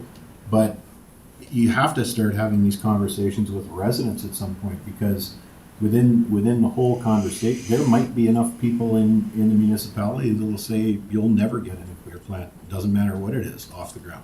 And if that's the case, that's fine. That's the society we live in. But I think it's up to us to have the conversation. So if that doesn't belong in this document, then what document does it belong in? And the ones that are looking at pre-zoning it, what's the process they would be using to do that? Vicky, are you able to answer that? Sorry, I'm long-winded. That's okay. No, I caught that hot potato, Jen. I'm good. Thank you. Well, this is a really interesting conversation. I think it's an excellent thing to be considering, because exactly what you say, if you're not proactively thinking about how to enable these developments to occur, then you might end up foreclosing your opportunities accidentally by not having those conversations. The level of detail of zoning is your land use bylaw. And so that would be like the next stage. But I think before you'd even get to pre-zoning, you would have to do some pretty detailed analysis of different areas of land. And that's usually contained in an area structure plan. So an area structure plan is a policy direction document that identifies, in creating one, you'll do a biophysical and a wildland, wetland assessment. You'll do a geotechnical report. You'll do a traffic impact assessment, stormwater servicing assessments. All these sorts of things go into creating an area structure plan. They're quite expensive. Usually development pays for those. So if development is interested in a particular area and they're looking at doing some land banking, pulling some land accumulation, getting a parcel together for development, part of that is they do their due diligence to see if it meets their criteria. Then they satisfy the requirements of the municipality by doing the studies. And then the zoning request comes after that. It's really, I would generally not recommend, as a professional land use planner, I would not recommend to my client to pre-zone any land without detailed understanding of what that land offers in terms of opportunities and limitations. I'll let you follow up and I get Councilor Crest. Sorry, so if I could, I guess then if you want to keep the document high level, because we do talk about energy, power generation, and it says alternative power generation, things like that. Can we add in up to and including or something along the SMRs or the possibility of nuclear? And if we're going to light the tiki torches and have the discussion, then we'll do it right now in this document. And we can start having that conversation that's going to last years, so that when a developer does look at maybe coming in, because to my way of thinking, this is how you introduce people. You don't tell them, hey, guess what? There's a nuclear power plant. It's going to be sited here, because they tried that once in Whitecourt, and I remember the tiki torches. I was there, so and it didn't go well, and I don't blame people for being upset, but. So could we not, when it comes to energy development, can we not just add that document in that we're receptive to it, or that we would look at it, and then we can have that conversation with our residents? I mean, it's your document, you can do what you want. I would normally not include a list of potential energy generation options, because if you list 2 or 3, then you should probably list them all. And how do you know where all ends while technology keeps evolving? And it ends up dating your document. The example is a client I had out on the Yellowhead Highway corridor. They pre-zoned a bunch of land for canola biofuel generation. And it was a big thing back in the day. And it never came to pass. And the municipality spent a lot of money doing the assessments and the investigations and the rezoning, and then the person or the company who was interested just never came to pass. And so considering that, generally what we want is for development to pay for itself and for private development interests not to be subsidized through taxpayer dollar, which means the municipalities doing the work for the developer. We generally like to be supportive in a general way in our high-level policy documents to open the door for it, but then enable and support the developers to do their own investigations to confirm where is the best location. And we can be supportive and we can create incentives and we can do fast-tracking permits and we can do all sorts of things to encourage and enable and support, but while not overextending, subsidizing private interest, essentially. So there's always that balance that we have to strike between, what is, we want to be open to business, but we don't want to be overextending ourselves and maybe opening ourselves up to liability. Councilor Prestidge? Through the chair, on this document, could we not do a section like alternative energy? And we don't have to list anything, but we just acknowledge it in this document and refer it to the land use document. So that way we acknowledge that it's there, but it will be in a different document.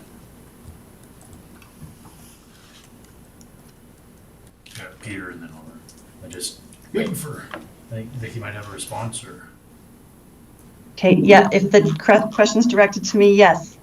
We can definitely do something. I just wanted to try and find the wording that's in there already, which I think kind of touches on exactly what you said.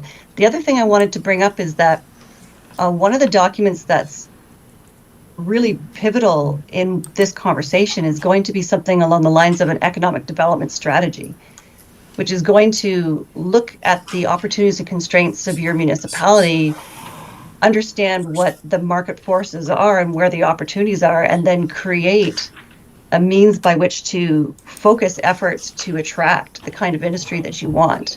And if this is the kind of industry that you want to attract, that document would be dovetailing with this one and flowing into area structure plans and zoning and that sort of thing. So there'd be a whole series of supportive documentation.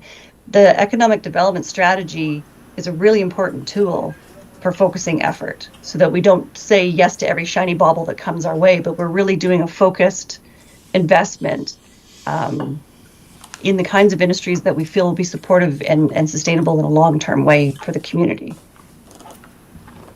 Councilor Coughlin and Councilor Dean.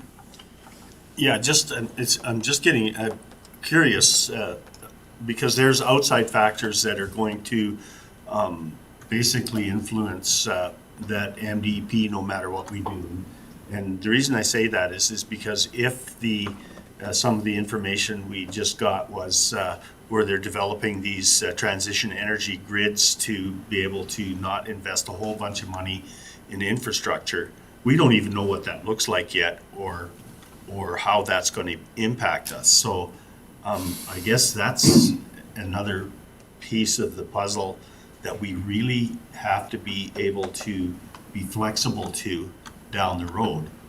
And I guess you guys are more able to identify what that would look like. I think I would lean on your economic development team for sure in that regard, to be having their fingers on the pulse of what the emergent industry is and what seems most suitable for Woodlands. The hope is that the municipal development plan is general enough to support whatever might come, and not so specific that it accidentally forecloses an opportunity. But that we also have other planning tools and mechanisms at our disposal, like the area structure plans and land use bylaw, which are a bit more nimble, that can respond more quickly to emergent trends, as identified in concert with our economic development colleagues. Councilor Dean. Yeah, through the chair.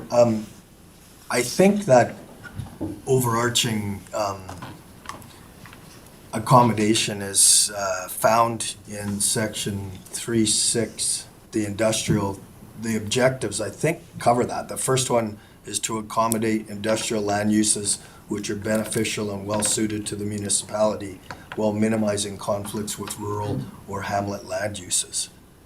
That would be new projects, conventional projects, in my way I read that. And then if you go into the policy section, 3.6.1 says the county may require an area structure plan to be prepared to its satisfaction in support of industrial development in the greenfield area. So that's kind of what I'm hearing you say about not being too specific and allowing a broad use of application. That's correct. Anything further from council? Council Gross? Yeah, just through the chair. So that, again, the problem is, and I know you guys are looking at this from a land use end, and I actually agree with Vicki, and I appreciate her comments on you don't want the taxpayer picking up the on the pre-zoning and things like that. I totally agree with that, and you're right. My comment around the SMR is I would say from a political standpoint, when you say alternative power sources, people think of everything but don't necessarily think of an SMR. Most people right now don't know what an SMR is, and you are going to be up against the wall. And I honestly think that if we're going to lead, and I mean lead, that we actually use the phrasing somewhere in there that we're looking at, we're not restricting technologies, that's all. And that we go ahead and use that word in there. And like, let the tiki torches come out and see what the municipality thinks. And then we'll be then we'll know where things are. And then, it'll follow through the other documents, but at least it's included in here. Because everybody went through the possibility that we got the Amber Alert on, pull your power and the power usage that was coming on. There's over 1,000 megawatts of coal that never got converted back to natural gas. We are in an energy mess right now in this province. So if municipalities are not responsive to this and start having these conversations that are going to take several years to have with their residents, now I don't know when. And it took 7 years on council to get to a point where we could even have a discussion about land use planning at all. And I don't want it to go another 13 or 10 till the next one. I think Councillor Dean, did you have your hand up first? Yeah, I did. So just through the chair, I'd just like to respond to that. I feel that, so I'm going to disagree, but it's from the perspective that I think nuclear is there. And so is any other technology that might come in the next 10 years that we're not aware of right now. And I just don't think we need to put that in there. If there was a company, in a practical sense, if there was a company that approached us and said, hey, we're thinking about this, the public education campaign would have to start immediately. But this language, I just don't think we need to put that in there. Because then, as she said earlier, I think then we have to start listing everything. And it's very broad. It says beneficial and well-suited to the municipality. And it's industrial land uses. So to me, it's captured there.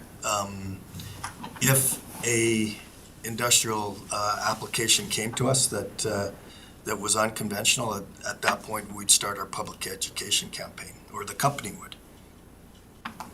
Well, I was just wondering, pulling in everybody's conversation here, under the objectives in 3.6 on industrial, to encourage new industrial development to employ best management practices and mitigate negative environmental impacts. Could we not just make a slight change to that objective to say something like to encourage new industrial and energy generation development, new and traditional and alternative energy generation development to employ best management practices? And then it encompasses what some of the councillors are asking for, and then also keeps it broad enough that we're not pinning ourselves down to anything specific.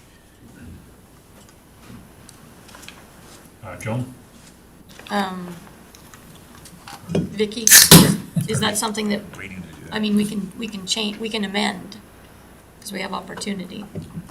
Is that- That's correct, Joe. I was going to suggest also that one of the good things about this municipal development plan is the implementation task summary. So one of the things that can come from the more generalized policy, and what I'm hearing from this conversation, is that we want maybe a slightly more specific conversation to happen about what are the different energy generation technologies available and what may or may not be suitable in the county.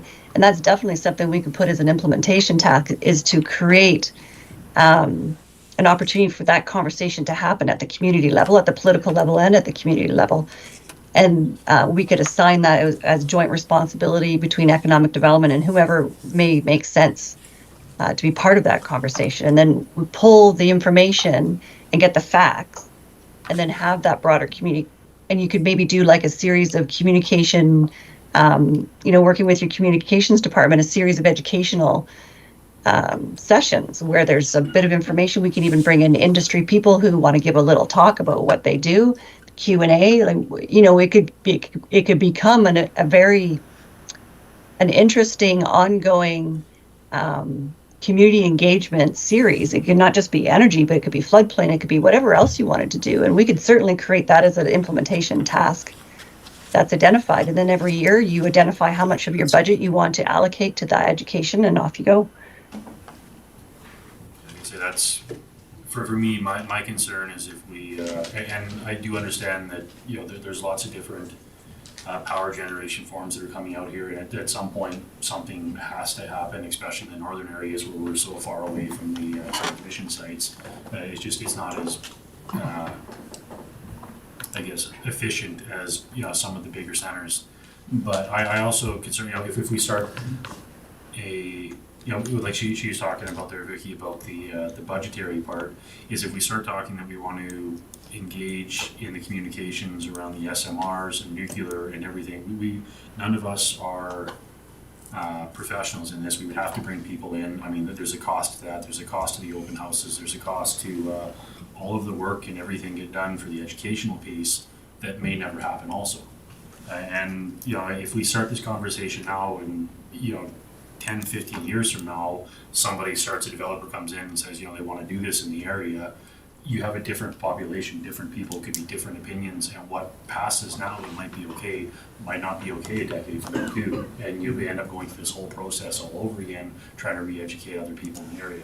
I'm not against, any type of fuel source or any type of power generation that'll help. I just kind of don't want to, put the cart before, the cart before the horse, and then find out that we get down the road and there's no, possibly nobody's really interested in developing this area, or by the time we get around to developing in it, we've got so much money and resources into it, in education and, putting it out there, but the population's changed and we have to do it all over again. Just my concerns. Councillor Cookman? Yeah, but I think what Vicky said about the if it's in the implementation tactics, if that's something that's in there, I think that that actually gives us as a county the ability to actually get that education and that out there and be proactive about it now already. Doesn't necessarily mean that it's going to happen, but the communication strategy is there, so that we can actually have that out there long before we have the conflict. Because I agree 100% is if somebody all of a sudden says this is what's going to happen there, and you bring that out, it's not going to be well received. So I think personally that answered the question for me. If we have that in our implementation tactics, I think that's how we massage it. Councillor Dean? And through the chair, I guess, to Peter and to Vicky, my internet's giving me problems. I'm trying to go through that document. Is the implementation section at the bottom of the document, or is it embedded in this document? I believe that's separate. It should be appendix, should be in the appendix, I think. Ooh, did it get in there? It's here. Okay, so yeah. Now I'm having a panic that I didn't get in the No, document. it's here. This is one of the appendices. Yeah. What page? It's page 168, is it? What's at the bottom Okay. of your I think it's right before the maps. package? So we would add an energy consultation, public energy consultation to this table? We could call it, depends, do you want to say like emergent energy industry, education and communication, something or other? Do you want to keep it specific to energy? Do we want to talk about? So, just trying to flesh this out. There's been sort of two sides of the proposal. One is to be proactive, and one is to be reactive. And the argument against being proactive is that you could expend time and resources and then have to do it again. So if we added that emergent energy consultation to this under time frame, would we just leave that open-ended and not pin? You could call it ongoing. If you wanted to do it as a regular series, like say you do something quarterly or by whatever, bi-monthly or. What about as needed? Would that something fit? like that? Okay, Thanks, John. forget it. The mental gymnastics around this is, my point was that I think that when you get into nuclear power, you have crossed a threshold into something completely different from alternative power sources. I might go to a concert and they say, hey man, we got an alternative music playing, but I draw the line at death metal. I don't want to be there, okay? So if you're talking nuclear power, then talk nuclear power. I'm just talking about putting the phrase in the MDP so that it's there, so that if the developer looks, they're like, well, it's right there in the document that they're open to this kind of development. We start having the conversations with residents. We don't have to be experts. We don't have to be doing all these extra studies. We don't, I don't think it limits us. I think that we're being a little, if you dance around that word, there's an emotion attached to it, and that's the only reason why I suggest it in there. If you want to do the alternative thing and use that, the document's fine the way it is. But that's my suggestion, and I'll leave it at that. Like I said, it evokes an emotion when people see that word, and you might as well start talking about that emotion as a council, as a population, and maybe you'll find out they don't want it. Maybe you'll find out they do want it. Maybe it takes them 10 years to change their mind, because I know there's a lot of misnomers about all of this stuff. When we first started on a power grid, back in the original days of power, the Edison company was using DC power to power everything up. And you used to have a power generating station every block or two, because the direct current was so low voltage you couldn't transmit it very far. Tesla came up with the idea of using very high voltage alternating current, which can be transformed and everything else, and you can't do that with DC. So Edison fear-mongered everybody by electrocuting an elephant in a public square with AC power and said, there, do you want that in your walls of your house? And AC power died for a period of time. Now nobody even bats an eye at AC power. So we need to start having the conversation as well. Okay, so I guess back to the agenda here, council, we got a couple motions here. Are we asking for an amendment to the MDP before we pass the first reading, or are we gonna pass the first reading as it is?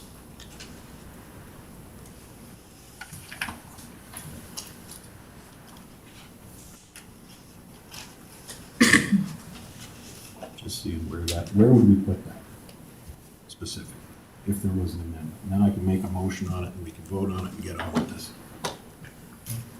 Joan, if we were to put an amendment for adding the phrase around nuclear, where would we want to put that?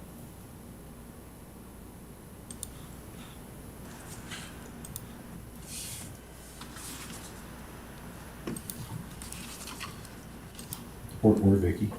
Or Vicky?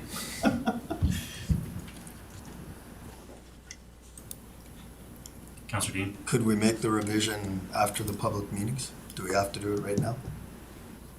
Can we adopt this and then have it come back after the public meetings? Councillor Burrows, this is your, Well, I thought the idea was to have the public engage on what's in the MDP, that's all. So if you're gonna put something like this in there, you wanna have the public engage So on it. through the chair to Councillor, what we do is you can give it first reading as is. Okay. We go back, we've heard the conversation around the table, and then as part of the public open houses, because there'll be additional comments, is that when I do my update to the public, that will be included, that there's been an amendment per council's discussions, and this is what it is. And then whatever comes out of the public hearing, because there could be additional changes as well from the public that they may want to see addressed as well. Okay. Councillor Dean? Then I'd move the council give first reading to bylaw 611-24 Woodlands County Municipal Development Plan. Okay, motion on the floor. Any discussion on that motion? Call the question, all in favor? Carried. Motion number 2, scheduling some open houses. Councillor Williams? I'll make a motion that council schedule a special council meeting on Tuesday, February 27, 2024 at 7:15 PM at the Legion Hall in Fort Assiniboine and establish a public hearing for bylaw 611-24. Okay, motion on the floor for the first public hearing. Any discussion on that one? Seeing none, call the question, all in favor? That's carried. And motion 3, next public hearing. Councillor Dean? I move that council establish the public hearing for bylaw 611-24 at the regular council meeting on February 28th, 2024 at 9:45 a.m. at the Whitecourt Municipal Office in council chambers. Okay, motion on the floor. Any discussion on that? Seeing none, I'll call the question, all in favor? It's carried. Okay, moving on. 7.1 AERO information. Mr. Bouchon. Your worship, members of council, AERO has been contracted to do 3 projects: the Airport Vicinity Protection Plan, Airport Development Guidelines, and a presentation to council on airport best practices and planning. Administration is proposing that all those presentations take place on April 17th in conjunction with the Governance and Policies Committee. The presentation on airport best practices and planning would take place from 1 p.m. to 4 p.m., break for lunch, for supper, and then the other 2 items would be at the G&P meeting. AERO estimates approximately 6 hours to do all 3 presentations. And the recommendation is that council schedule April 17, 2024 at 1 p.m. to 4 p.m. for the AERO presentation on airport planning and best practices. Any discussion from council on that one? Councillor Burrows? Just one.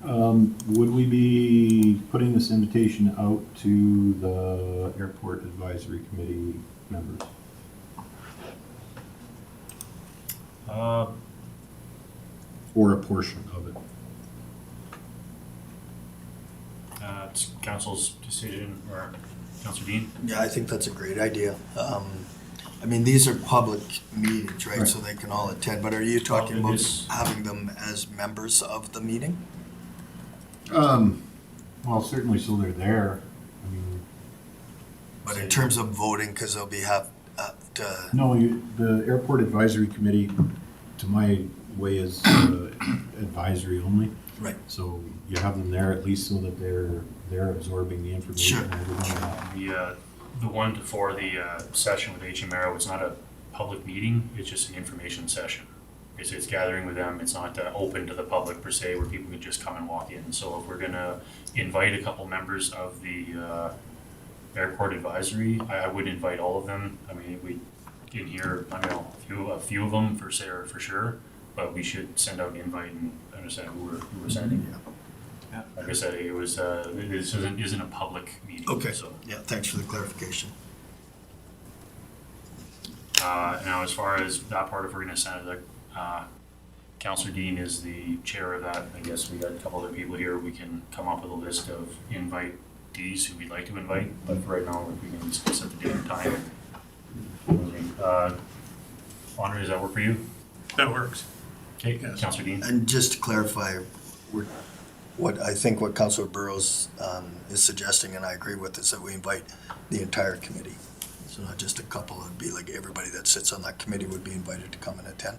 How many people is it? There's not a lot, there's like 4 members at large. That's correct, 4 additional members. All right, I guess, I just thought it was bigger, sorry. Yeah, It's 4, we can invite 4. And There is no decisions, anything being made out of this. It's not a meeting, it's an information session, so. okay. So I guess we'll, if administration is able to, I guess, send out the invites to the board members, and we'll, if we can get a motion for the date and time here. Councilor Burrows? I'll make a motion that council schedule April 17th, 2024 at 11 p.m. to 4 p.m. for the AERO presentation on airport planning and best practices. So that's the one that is not open? This one is not an open meeting. This is just an information session. But the airport advisory members are coming to this one? Yes. Okay. So the only addition to my motion would be the AERO presentation on airport planning and best practices, and invite the members at large of the airport advisory committee as well. Okay. Motion on the floor. Any discussion on that? Seeing none, I'll call the question. All in favor? Okay, that's carried. 7.2, cold mix. Mr. Bashan. Your worship, members of council, council requested an RFD be prepared to review options for local improvement tax, and also schedule an open house regarding local improvements, specifically for cold mix roads. So within the RFD, we've identified that local improvements can be initiated 2 means. One, a petition by the property owners that would be affected. The other is that council initiates the local improvement tax. The criteria for the tax can be based on 4 different items: assessment, each parcel of land, frontage, and unit of area. In the RFD, it identifies that it takes roughly 2 to 2.5 months to implement a local improvement plan. Also attached to the RFD is an example of a local improvement. We chose a length of road 680 meters long with 12 properties, and the spreadsheets that are attached, we did them in 5% increments, from 5% to 100%, and identified what the different parcels would pay at the different percentages, so that council could get an idea of the differences. I should also point out that this is just an example. Each road will be different. The higher the density of residents, the lower all the residents pay. If you take a longer road where there's farmland, then again, it depends on the length of the road and what the rest of the residential development is. One thing I did not put in here, but should identify that if there is one property owner, one person that owns multiple properties on a road, they only get the one vote if it does go to a petition. If council does initiate the local improvement, the residents do have a period of time where they can petition against the local improvement. So the second part is the open houses that council wish to have on this. Administration is proposing that they be held in conjunction with the budget open houses to reduce the amount of time for council and for staff to hold open houses. And the recommendation for the open houses would be, and I assume we understood council that council wants to gauge what ratepayers would be willing to pay as far as local improvement goes. So we would have these spreadsheets, have the example of local improvement, and then we would have staff on site to question people as to, what would they be comfortable in paying for local improvement? Well, first, would they be in agreement with local improvement? And if they were, what would they be comfortable paying for local improvement? The charts are based on a 7-year lifespan of Colmex roads. Councillor Dean, you had your hand up? Yeah, sorry, I think Audrey covered it afterwards. So I will take the floor. I think we just need to make it crystal clear that this is an information gathering exercise. It's not something that council has committed to. Correct. Yeah. Any other discussion, questions from council? Mr. Sean? Sorry, I should also add, administration will endeavor to notify all residents living on Colmex roads or roads that could be affected by coal mix. We'll try to notify them all in writing of the dates, and that way hopefully we get more people coming out. Any other discussion from council? Not seeing any. Councillor Dean? Just a question, refresh my memory when the open houses are. They at the end of February? They are, yes. That I understand that we have staff there already, but I'm not sure that that's enough time to get the word out. You can send a letter. We don't know that people have received it. I'd had a conversation with Mr. Bazan about whether communication could go to residents in the form of an email. It's more interactive, it's more easily shared. And what I was told is that we don't currently have email addresses or phone numbers for a lot of our residents as a voluntary sign up. So I just think that's a little ambitious to try and get the word out in a month, but I'll let council make that decision. As well. Through the chair, I guess I'm addressing things. I think at least it's a good starting point, Al, to start there. To start to gather information, so it is a short amount of time, and if we need to do another one after, I'm sure we Fair can. enough. Can I ask administration then, if you're going to send out a letter, can you give us a digital copy of the wording that you're going to utilize in that, and then we can share? You guys have places that you share on social media and text groups, through social media, but I've got text groups with residents and specific Facebook groups with residents that I could share that on, that could get the information out a little faster.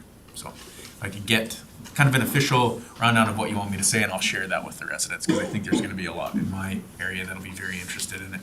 We can fan that out to all of council. I should also point out, I'll be on vacation those dates, but we will have staff in attendance. Well planned, huh? I would say well planned, definitely by design there.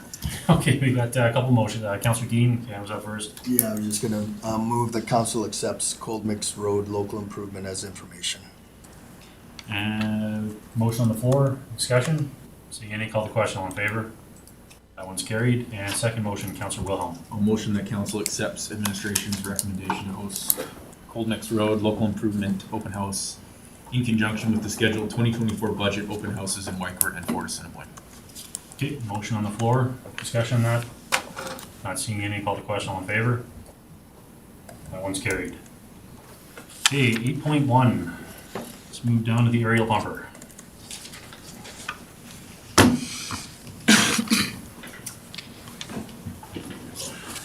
Good morning, gentlemen. Good morning. Please bear with me. I'm fighting off a head cold.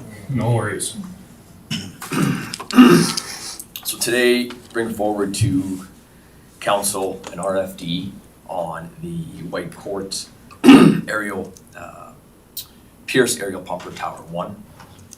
Just some background information here. I'm not going to read this verbatim, but I do want to hit on some points in this RFD that on February the 3rd of 2022, an arbitration award between the town of Whitecourt and Woodlands.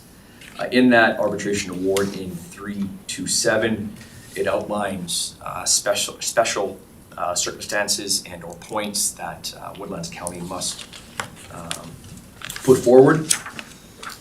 By certain dates of January the 1st of each year, a letter must be sent to the town of Whitecourt indicating what Woodlands County would like for that unit to be utilized as or not utilized as. So there's 3 points that we can outline in our letter to the town, which gives the Whitecourt Fire Department Fire Chief discretion to use the pumper as required. Number 2, does not want the pumper used on any fires within Woodlands. Or number 3, agrees that the Whitecourt Fire Department Fire Chief can use the pumper on the following types of fires. A list or description to be agreed upon by the Manager of Protective Services and the Whitecourt Fire Department Fire Chief. If Woodlands County does not provide its written input by the stated date each year, the Whitecourt Fire Department Chief shall have discretion to use the pumper as required, and Woodlands shall contribute to each hour it is used. If you can turn over to page 2 on 328, it outlines the cost of that unit per hour is $630 if we do not indicate in a letter each year of what we would like for that unit to be utilized for. Some of the rations for recommendation on this unit is that it's a specialized piece of equipment that has very limited application within the Woodlands County Fire Rescue Response footprint due to some reasons. So Woodlands County does not have any residential buildings or structures that are 3 stories or 35 feet in height or more. Woodlands County does not have any fire hydrants that have a basic flow greater than 15,000 liters per minute or 3,000 gallons per minute. The unit would sit on scene for periods of time with no operational capabilities due to no water. Bullet point 3, part of it's already been stated, but if halfway through there, most fires can be fought utilizing 38 millimeter or 65 millimeter hand lines off an engine for offensive or defensive fire attack. If a fire incident is in defensive fire attack mode, a ground monitor or blitz fire can be set up utilizing 2 65 millimeter hoses hooked up to an engine or a tender for water support. Woodlands County has a lot of one-way in, one-way out streets, roads that would not accommodate the Pierce aerial tower due to the size of the unit. Low and steep and high angle rescues can be accomplished utilizing road rescue equipment off a rescue truck. One thing I did not put in here is that administration did reach out to the town of Whitecourt administration and asked if they had any agreements in place with industry. They do not at this time. I've also heard from a creditable source that tower unit would drain their reservoir within a half hour if they had a fully operational. It takes a lot of water. Thank you. All right, thank you for all the information here, Sheldon. We're just hoping that, I guess, before the letter gets sent out again for next year's service, that we can see this ahead of time. Now, I have to agree with you, like 100%, that this truck is, through 95% of the service area within the county doesn't work. It just doesn't. We don't have the water demand. We don't have the roadway. We don't have the the structure to keep it. And even some of the fires that the towns responded to with this, in their area, it's essentially used for, putting hours on it and running, your staff. It's too big for a lot of what they're using it for. So I definitely wouldn't be in favor of just letting them have free will and use it when they feel it's deemed necessary. That being said, though, we do have a couple large industrial partners that are our tax rate payers, and I've had last week a lot of discussion with that believe that their site can support the water needs from their hydrants to make this go. Whether, you know, if they can pull the pools or the ponds, or, you know, if that'll drain out. A request from industry was to try to find a way to at least make it, you know, so that we can utilize it on those sites if they need. Now, our third option, my suggestion would be to, where it says that we can essentially select the fire type that they went. Would we be able to ask it that it, we'll say it's usable on commercial 2-story fires? Yeah, that would, you know, there's only a couple sites within the Whitecourt Fire Department, like our district that we go to, that would qualify for, because we have nothing else over that. Yeah, to the chair, the conversation around the table between administration and Whitecourt Fire Chief was, if we're gonna use a unit, they wanna use a unit on any call they deem necessary. No, I understand, but yeah, I'm just going through the arbitrator's response there. And number 3 means that we can agree basically to select the fire type. So that's where I'm saying if we can possibly select the fire type. And commercial structures over 2 stories, they have a lot of money tied up in those. They are a couple of our largest tax rate payers, and I would, you know, obviously open this up to council for discussion, but I would be okay with trying to specify that in a letter that they could go to at least commercial fires over 2 stories to utilize, because they do believe that the infrastructure in those sites, with the discussions I had with the managers, will support it. Councillor Wilhelm? Through the chair to Sheldon. So 3 says, agrees that Whitecourt Fire Department Fire Chief can use the following types, list or description agreed upon by Manager of Protective Services and Whitecourt Fire Department Fire Chief. So was that discussion had with regards to an agreement on what it could be used on, or were they just said they want to use it on anything and will not agree to limited uses? Through the chair to Councillor Wilhelm, the discussion was there. It was brought forward to the CAO on how the department wanted to use the unit. At the time, it was stated, this was when I first started with the county, that they would use the unit on whatever calls they felt that it would go to. And then the information back from the CAO was that we don't want that unit at all in the county footprint.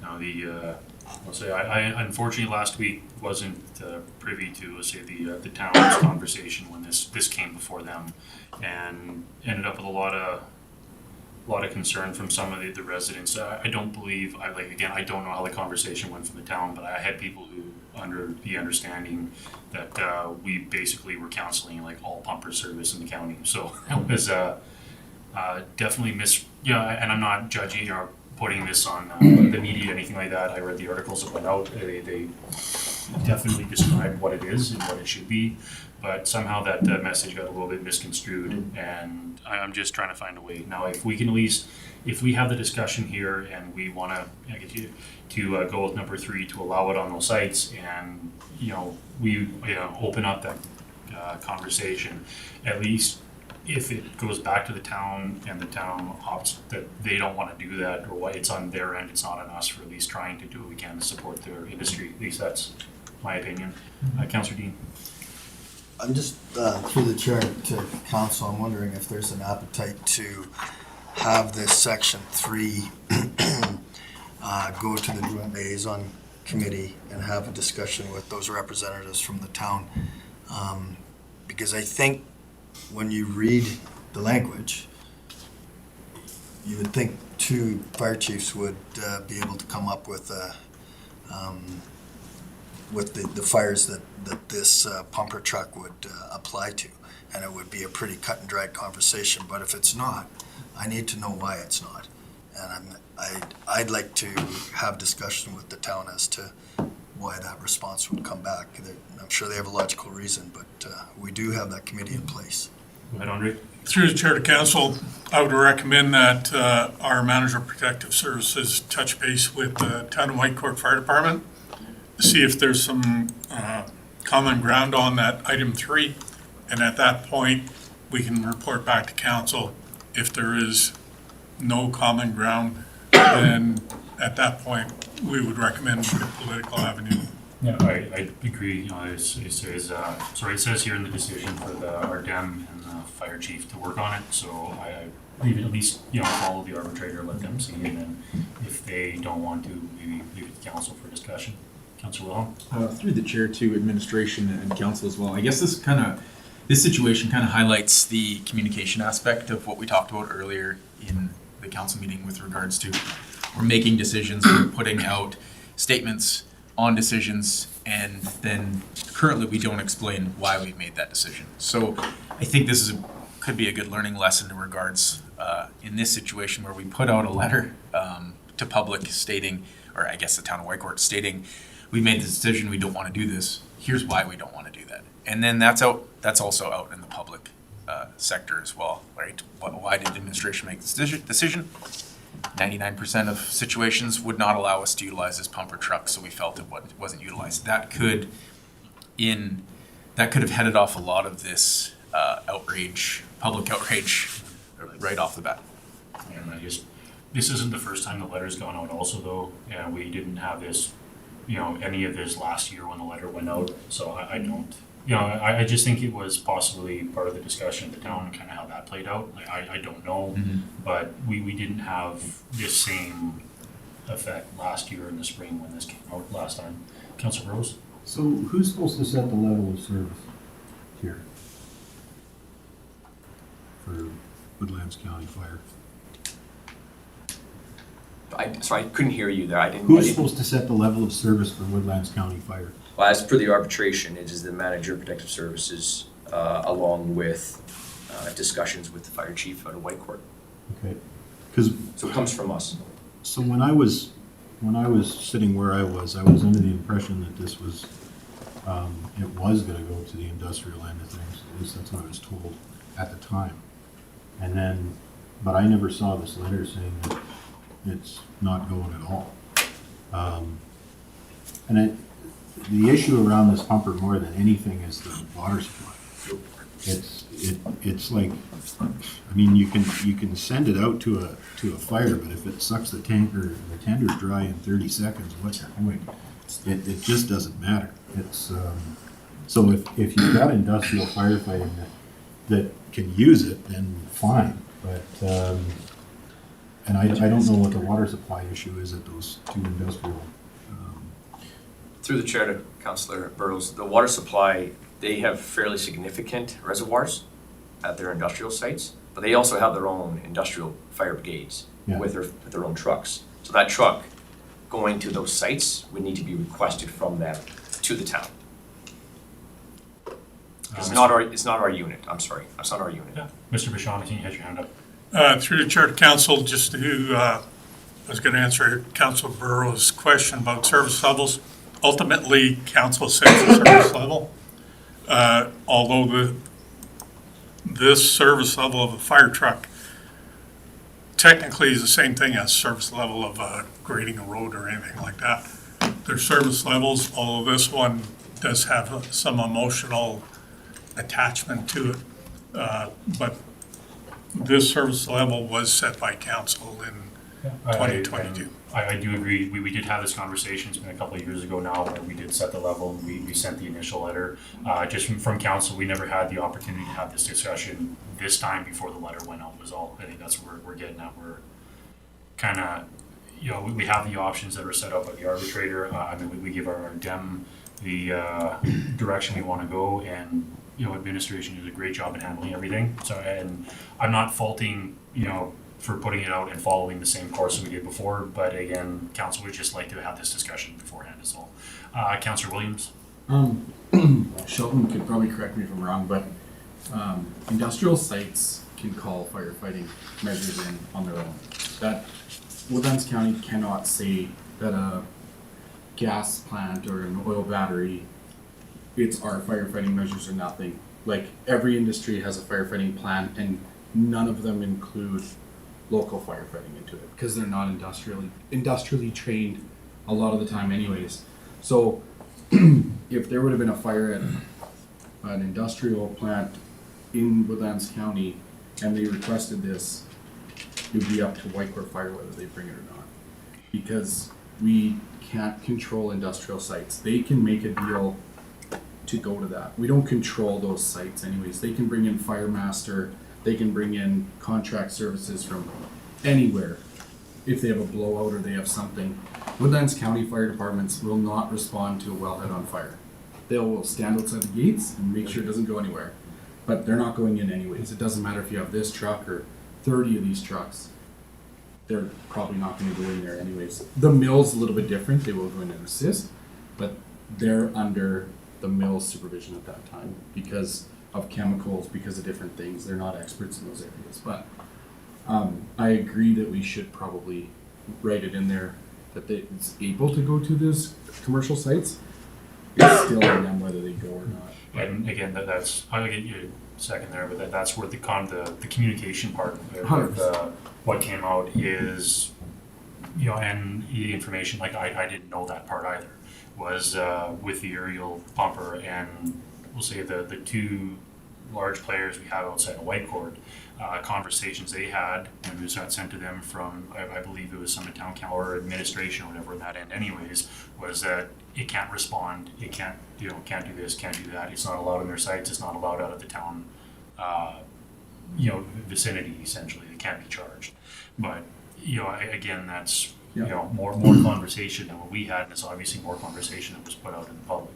So, again, you know, and in being if that's what it is, you know, obviously it shouldn't be that hard then to go with the number 3 and specify that it's allowed in commercial sites. If I follow that up just for 1 second, I agree 100%. Out of courtesy to the bigger tax base and some of these industrial sites, so they don't have any confusion, I think it's a great idea to put it in there because then Woodlands County says absolutely you can go help our industry partners. We don't need this at a 2-story house fire. It's pretty obvious. It's not even gonna probably get in the driveway. But for those ones, I think to write it in there is great. Something else you could write in there is upon request of mutual aid, and then that pretty much gives Sheldon the rights to call that truck and request it in the very unique event of something happening in the county.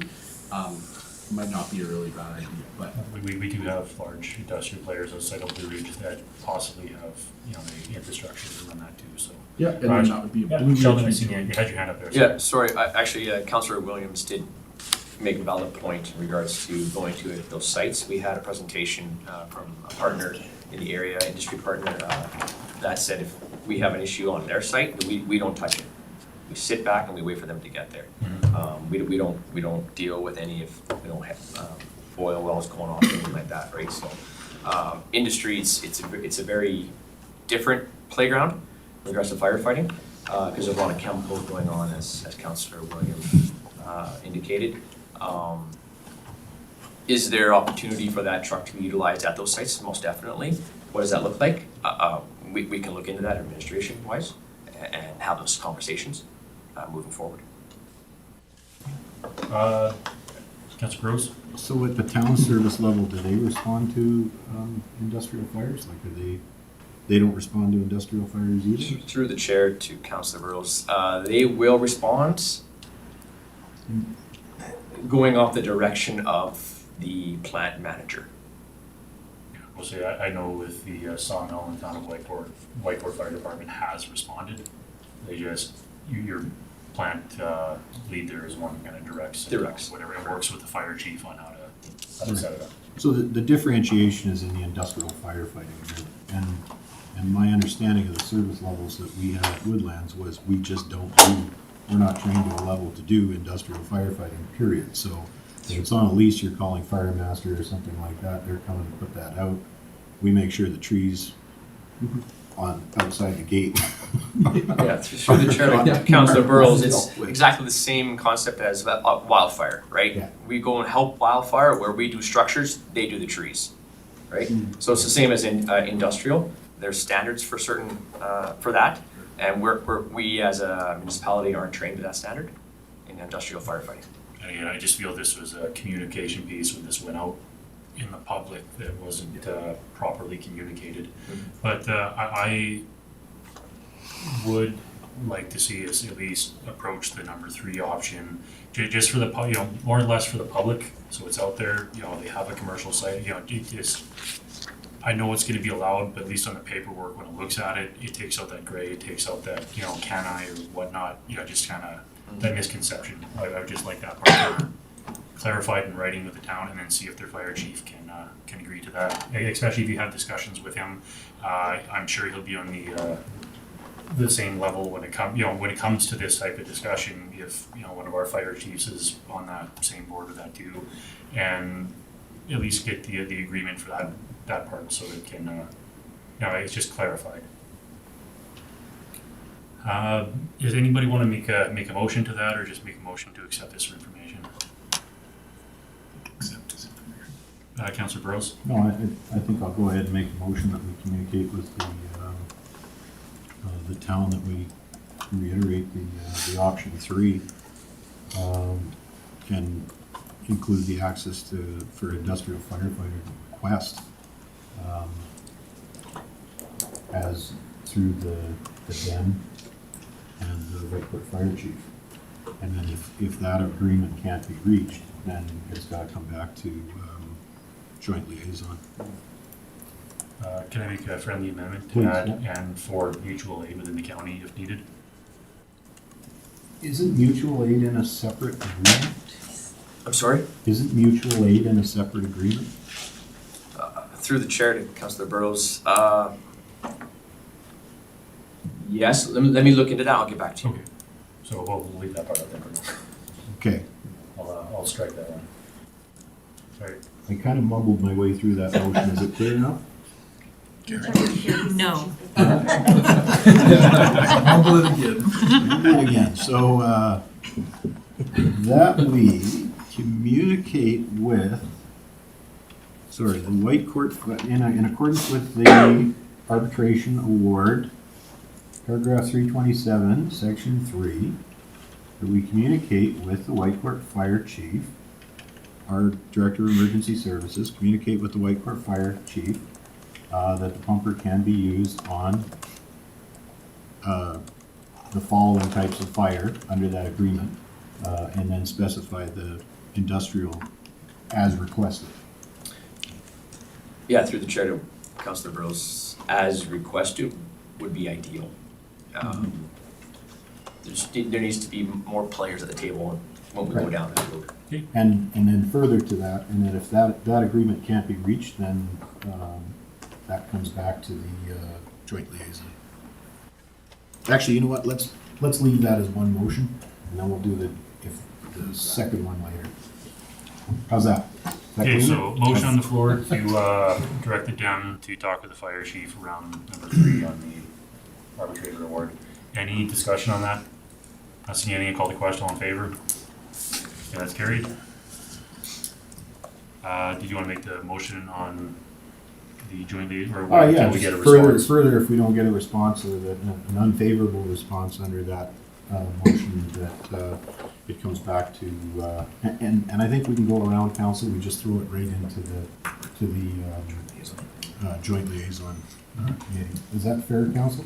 Yeah. Okay, motion on the floor. We don't get a favorable response to go to joint liaison. Any discussion on that? Seeing none, we'll call the question. All in favor? There. Thank you very much, Sheldon. Thank you. Sorry for putting you in the hot seat there. No, it's all good.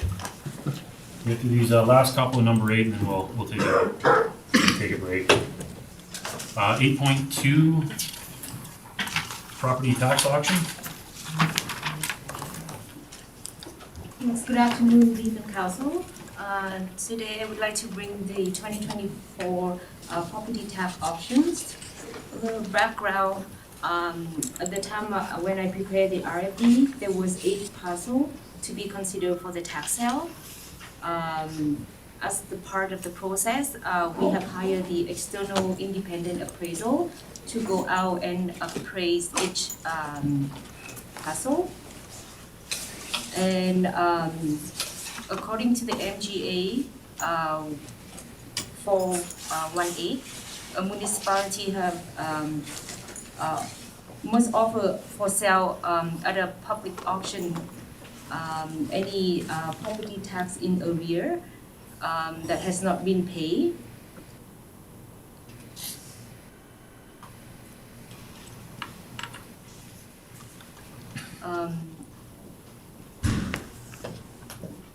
And on December the 6th of 2023, administration have notified the property owner for the tax sale recovery date. After a couple attempts to contact the property owner, there was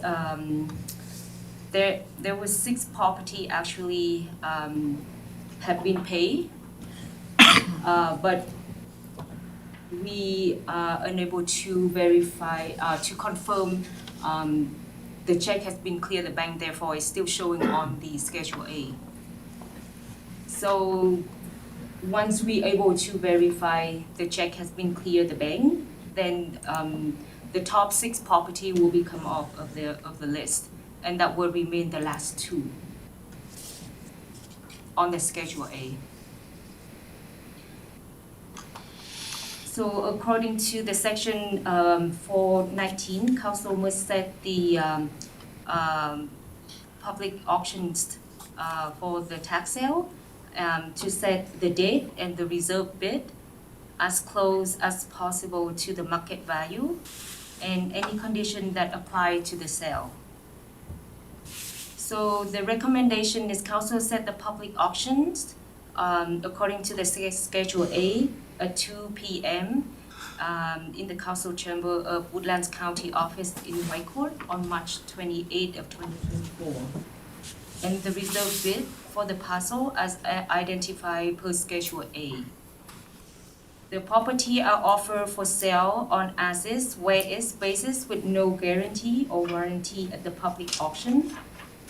The term of the sale, 10% paid by cash or certified check at the time of the auction, with the balance paid within 10 days. I do have one quick question. If you look at some of these assessed values and then you look at the appraised value, there is a very large discrepancy. Yeah. I'm just wondering why such a large discrepancy. We have the first one there shows 13,000 of the assessed value and the appraised is at 320. How we have such a large. So the difference, because the appraisal value is the market value of the property, and the assessment value is assessed based on the type of the land of the property. So the appraisal value is what it would be sold in the market, and the assessment value is for tax purposes. It's not for the market selling value. So we have to assess based on the type of the land. So for example, a piece of land in like a farmland, the value of farmland will be a lot lesser than a residential. But the market value could be high, like you can see the big difference in there, right? What could be sold in the market. It determines the price of the parcel. Okay. If that clear. No, okay, I just, we'll say as somebody, we'll say if I was gonna go buy land. Yeah. And I'm looking at it and my bill's $300,000, but from the municipal standpoint, it's only worth 13 grand. When you're talking to your banks and they're looking at, some of the assessment value and stuff on that, it can create discrepancies when you're funding or loaning stuff. That's kind of my concern for, and not as much for, us here. I mean, if it sells for that, great, the revenue's there, but for somebody buying that property is, possibly an issue they might end up coming in with. Yeah, totally. And to the chair of council, to the brief, sorry. Yes, but we can explain it to them as a municipality. We have to follow the MGA, and we have to assess as per the type of the property of the parcel. If it's fall under the criteria for farmland, we have to assess under farmland. What it can be sold in the market, that's what is determine the market value for that property. Thank you. Anybody else? Councillor Wilhelm? I'll motion the council set a public auction for the list of properties in Schedule A at 2 p.m. in council chambers of the Woodlands County Office in Whitecourt, March 28th, 2024. Okay, motion on the floor, any discussion on that motion? Not seeing any, call the question, all in favor? Okay, that one's carried. 8.3, Hillcrest Cemetery signage. Your worship, members of council, administration was informed that Hillcrest Cemetery Committee wanted to have directional signs installed on Highway 33. The signs were ordered, all the material required was purchased, the signs were installed. The invoices for all material was a total of $3,224. Yeah, $3,200.24. Labor was not invoiced back to the committee. When the invoices were sent out, administration was informed that the committee did not have the funds to pay for the signage. The administration is recommending that if council chooses to waive the invoices for the signage, there is a surplus in the cemetery materials budget number 25600000519, which is being carried forward to 2024. And administration would recommend that's where the funds be utilized from. And recommendation is that council waives the invoices for Hillcrest Cemetery signage and that the allocation of funds come from the 2023 cemetery materials budget. Discussion from council? Councilor Bros? I think this is pretty straightforward. I'll make a motion that council waives the invoices for the Hillcrest Cemetery signage and the allocation of funds comes from the 2023 cemetery budget, materials budget. Okay, motion on the floor, any discussion? Not seeing any, call the question, all in favor? That one's carried. 8.4, take it or leave it sites. Worship members of council, at the December 20th meeting, there was an RFD regarding the take it or leave it program at the three transfer sites. Administration was recommending to dispose of the program. Since then, we have received some phone calls, some emails. There's been discussions with some council members who have had discussions with ratepayers on the validity of the program and the desire to keep that program in place. What administration is recommending that in February we will return with a follow-up RFD on a revamp of the take it or leave it program that would identify the type of items that would be allowed to be placed in that area to help reduce some of the items that staff have to dispose of after a period of time. Councilor Coughlin, your hand up.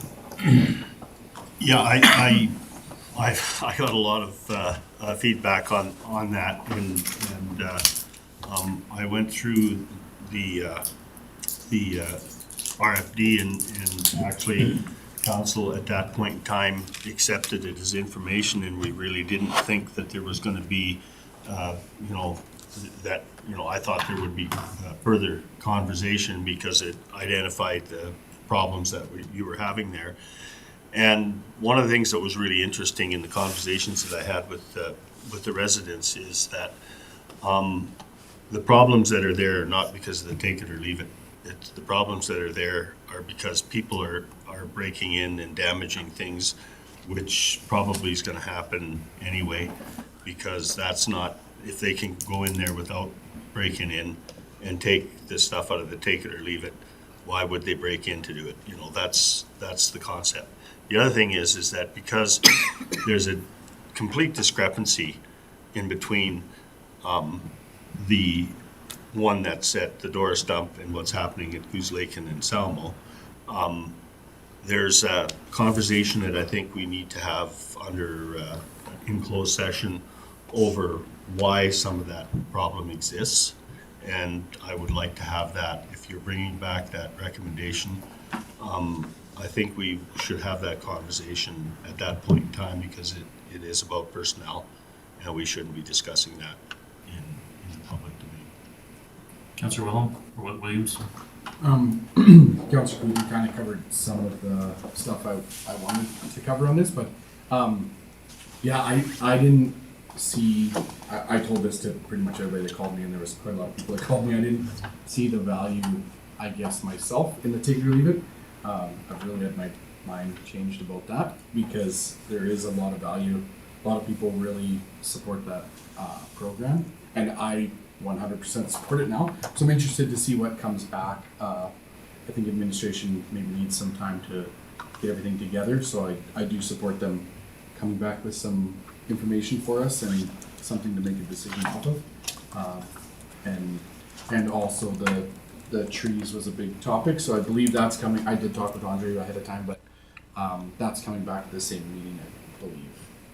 Yes, they're bringing back our other options around security and stuff there, and that was part of that RFT that's coming back. Yeah, some of the neighbors hadn't been contacted, even though RFD sort of said that, so there was some that were concerned about the trees, so I definitely want that to come back as well. Yeah, that is already, it's on the plan to come back. We'll have a discussion on that. My thing with the take it and leave it, and again, when we had this discussion back in December, was around, we'll say, my experience, what I've seen, and discussions I've had with the transfer site manager in Salmo. And I believe it was last spring, he actually shut the site down, closed the doors, wasn't accepting anything, because a lot of what was being left in there was literally meant for the other bin. And there's people have sentimentality and a lot of stuff, and they don't have it in them to throw it in the garbage bin, but they're hoping somebody else either take it or do something with it, or eventually we just have to deal with it and take it out of there. Or there is electronics and old stuff that, again, VCRs, as much as some people still hold on to that for nostalgia, there's not a lot of people that have VHS or anything anymore, or utilize that old stuff, and it gets left out and it gets weathered. I disagree, around the comment of it being a staffing concern with the take it and leave it, as much or more so as individuals that are utilizing the program. In some areas, I feel the programs are being utilized correctly. In other areas, I feel that maybe there's just not as much of a need for it. Now, and again, my belief is if we're going to open the program back up, possibly leaving it to the site manager who's there running it, and if they feel there's value in it on their location and it's being utilized and it's not a overburden on their time and our resources to manage this stuff, to run the program. If the community is using it as it's supposed to be, let them use it. If the community isn't using it how it's supposed to be, and it's just essentially filling up with stuff that's got to be transferred over to the other bin after anyways on a consistent basis, if the community is not going to use it for what it is, and the manager doesn't want to use it, close it. There are lots of other options if we, and I'm not saying one way or the other. If we decide not to run the program, there are lots of other options that people can utilize to remove their stuff also. There's community yard sales that people have used. We are one of the few dump sites for some of the communications I've had that still run this program. A lot of people don't use this anymore. It's just something that's kind of phased out with a lot of other social media and flyers and all the community things that are going on where people are finding other ways to remove their product. But that being said, my belief, if there's a use for it in the community and the community there is using it, properly, we could open it back up, let them have it. That's Councillor Cooper and Councillor Williams. Well, and I agree if the community is using it responsibly, but I think that the administration sets the terms of reference of the personnel and what their responsibility is to that. And I think I would suggest that possibly that's going to come back to us as council to have a look at, because I don't think it is up to the individual managers to decide that. We set the level of service, and we set that through the advice of administration and how that's going to play out. And then you take the second step and say, okay, which area is utilizing it responsibly, and if it isn't being utilized responsibly, I think that has probably there's probably gonna be a big influence in what those terms of reference are. Councillor Williams? I was just gonna say, I don't agree 100% with everything you said, because I believe the community, I'm speaking of ours individually, not the other ones so much, but I believe the community is using it really responsibly.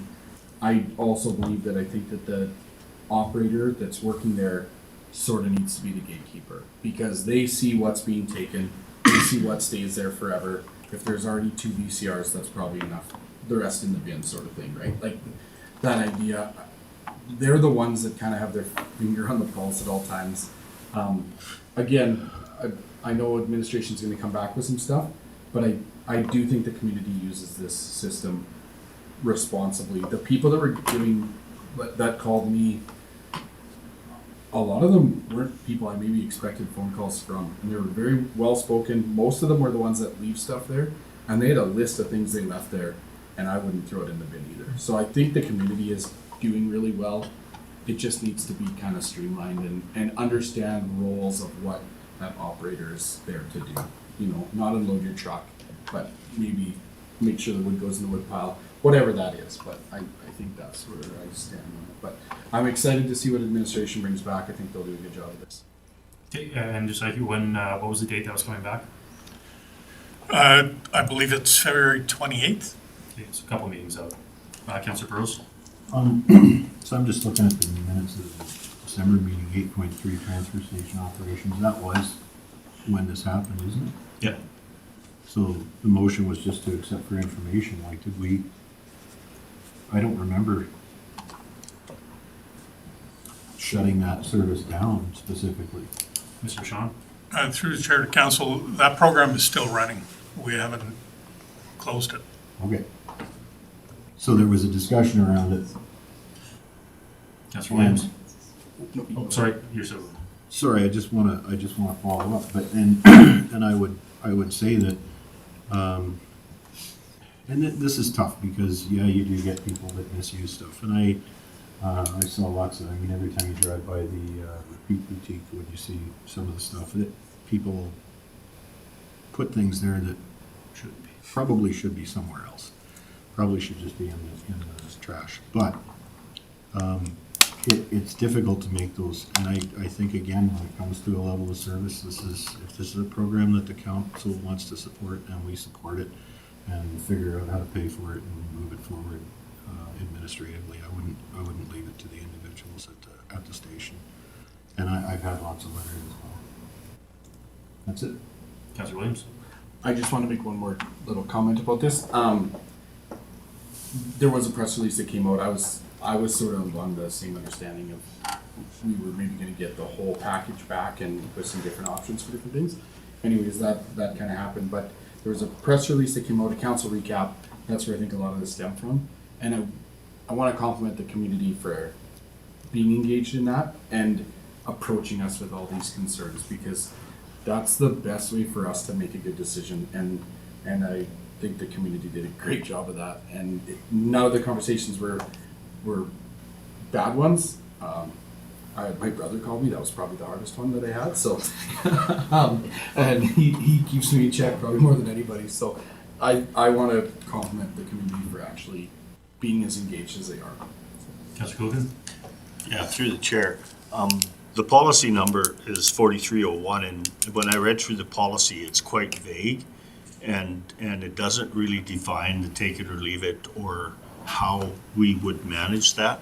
So is it a possibility to make a request from administration to bring that policy to the table when we do have a look at this, to make it so that you guys have a clear definition as administration of what we think it should look like? Just for clarification, is a request for a revamp policy or just policy as is? No, bring it as is, and then we can have a look at it and debate it, and then we'll see what comes of that debate. Because it doesn't really identify anything except the specific areas of wood batteries and where that is. The take it and leave it isn't there, but it's been there for 20 years. So under a policy thing, just because it's been identified, it's still not written in. So I don't know how we would approach that, but I think it would be of value for us to have a policy that's very clear. Yeah, go ahead, Andre. So is it desired to have that come back to council or GNP? What's the wish of council? That's why I GNP, had my hand up. I was yeah, gonna say- GNP probably would be a good place for it. Then if that's the case, that would come back in at the March GNP meeting. Because the February one is, no, sorry. We can do it for February, yes. Yeah. Okay, Could we, do we make a motion then to have it go to GNP before we ask any policy change? Okay, then I'd be willing to make the motion to have policy 4301 go to the next governance and priorities meeting. Okay, motion on the floor to move this to GNP.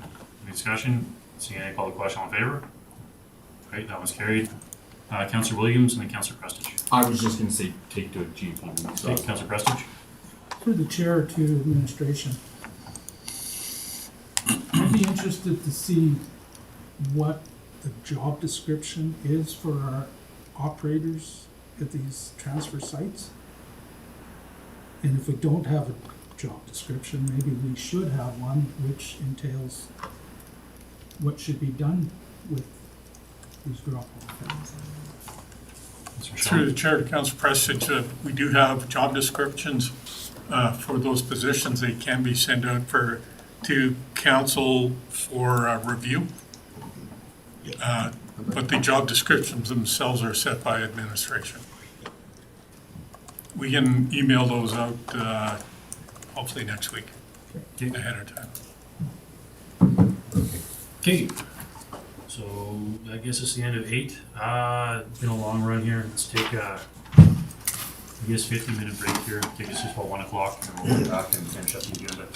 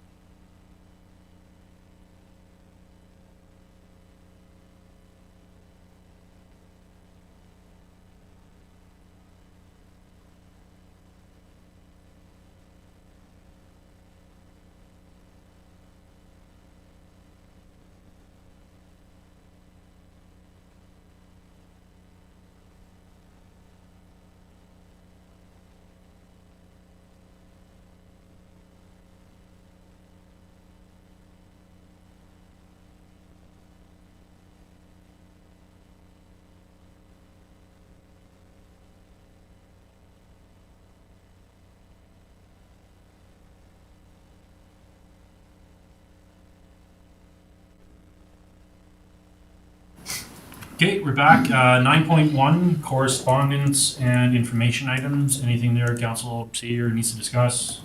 Councillor Dean? Move that council accept the correspondence and information items as circulated. Motion on the floor. Call the question. All in favor? That one is carried. Down at 10.1, council reports and questions. We'll start with Mr. Williams. I have been sick since before Christmas, so I've been trying to fight that off, but I did attend the Ag Service Board meeting. I had an update to do there on BSI and painfully got through that. Everyone was pretty patient. And then I did just recently attend a Splash Park committee meeting in Fort Assiniboine. There's a committee they're trying to apply for a bunch of grants and sort of get a splash park going, so they asked me to come to the odd one. I attended that last night. I think they got a design that they picked out and they're trying to secure some place for it and stuff, so they're trying to work on that. They didn't really have too many questions for me, but just sat in on it, so that was kind of nice, but that's all I have for now. Okay, anything for Councillor Williams? Seeing any, Councillor Prestige? It's been fairly quiet for me too. Had a Eagle Tower Victim Services meeting. Basically, we're just in waiting to get the word when to shut down, when the new program takes over. So it's just month by month. Supposedly, end of September is the end of it. But they told us that about 3 times already.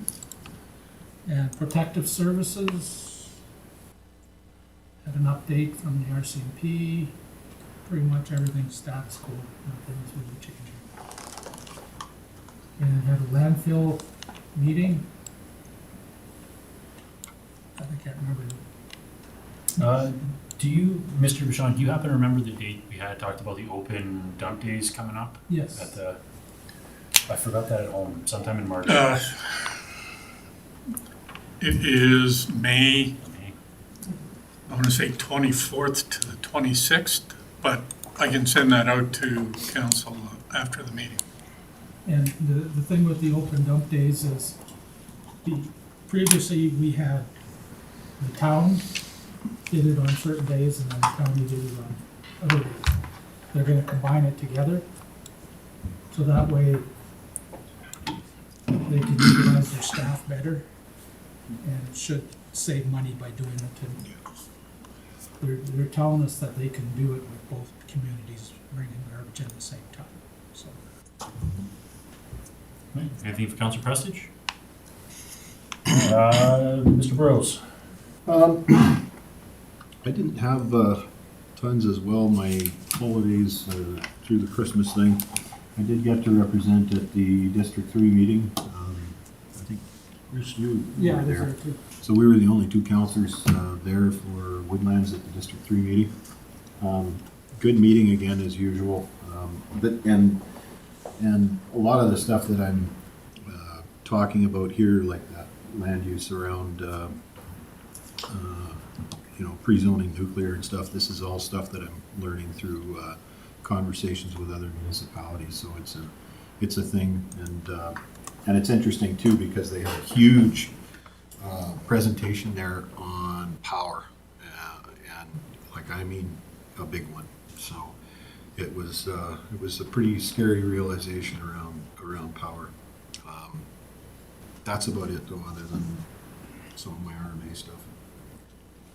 If I may add to the power thing, they had a Fortis there doing a presentation. And the scary part is, I can't remember, they were suggesting or recommending that people get backup generators. Because the grid's getting so unstable. That's comforting. Yeah. Anything for Councillor Burrows? No. Councillor Dean? Had a few committee meetings after the new year. January 9th, I attended my first Whitecourt District Arts meeting, and they just kind of listened in as those folks are getting ready for a couple of events. One was last week, there were some performers at the Ellen Jean, and then a comedian is coming to St. Joseph Hall in February.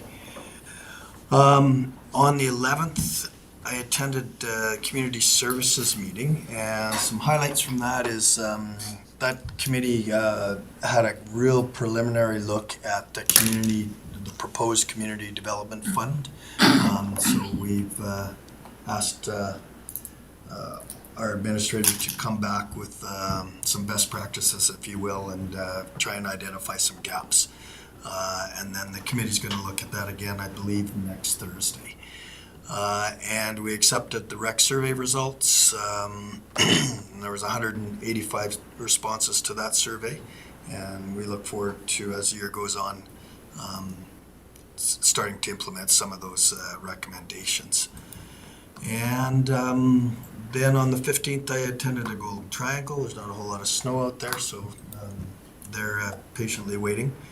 And on the 18th, we had an Ag Service Board committee meeting, and then later that evening there was an Ag Meeting.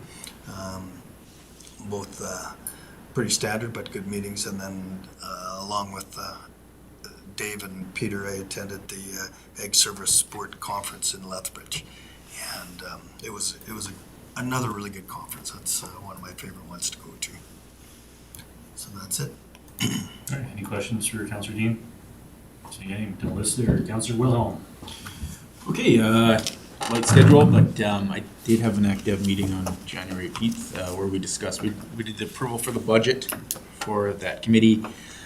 We discussed a joint ACDEV meeting with the town. I don't think a date had been selected yet, but essentially we're just going to be a dinner where we get together and discuss potentialities for the future. And then we talked about upcoming conferences that everybody wants to attend to. So it was a good little team building meeting that we had there. And then just two items that just wanted to share with council. One's first in February, the UCP will be having their caucus retreat in Jasper, and they, Cynthia Martin Long's chief of staff, called me and asked if we could provide anything for their gift bags that they're doing. So I called Corinne, and she arranged to get some stuff together. They wanted 60 items in short order, so she was able to get some, I think, gum packs or something like that with Woodlands on it. So they just want little trinkets, something to represent the municipality. So we're going to provide that for them. And then I can't remember if it was in the spring or the fall where we typically get our meeting with the RCMP at RMA. But if it is the spring, I wonder if we do want to, if we have the opportunity to have a meeting with them, if we should just discuss staffing in our area at all and put some pressure on them in that if we're going to have 3 open vacancies in our Barhead area, maybe at a municipal level we can put some pressure on them in that meeting and see if we can help support our Barhead detachment. So that's all I had. The staffing thing with the RCMP, when we were at the conference in Lethbridge, the RCMP had a booth there. I was talking to one of the members, and they said that they've had a shortfall over the last few years of new recruits signing up. This year and last year, though, were the first 2 years again after a stretch where their depot has been full every year with graduates. So I know it's not an immediate help, but it at least means that there's recruits coming out. So yeah, and if we just take that opportunity to highlight our need, it might get something moving faster for us. Anything else for Councillor Wilhelm?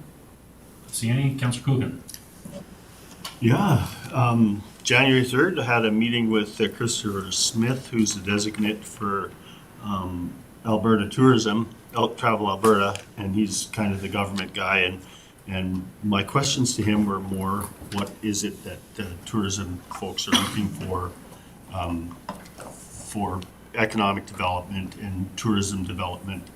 And their biggest concern is it's very hard for them to measure the benefit of what our tourism people are doing.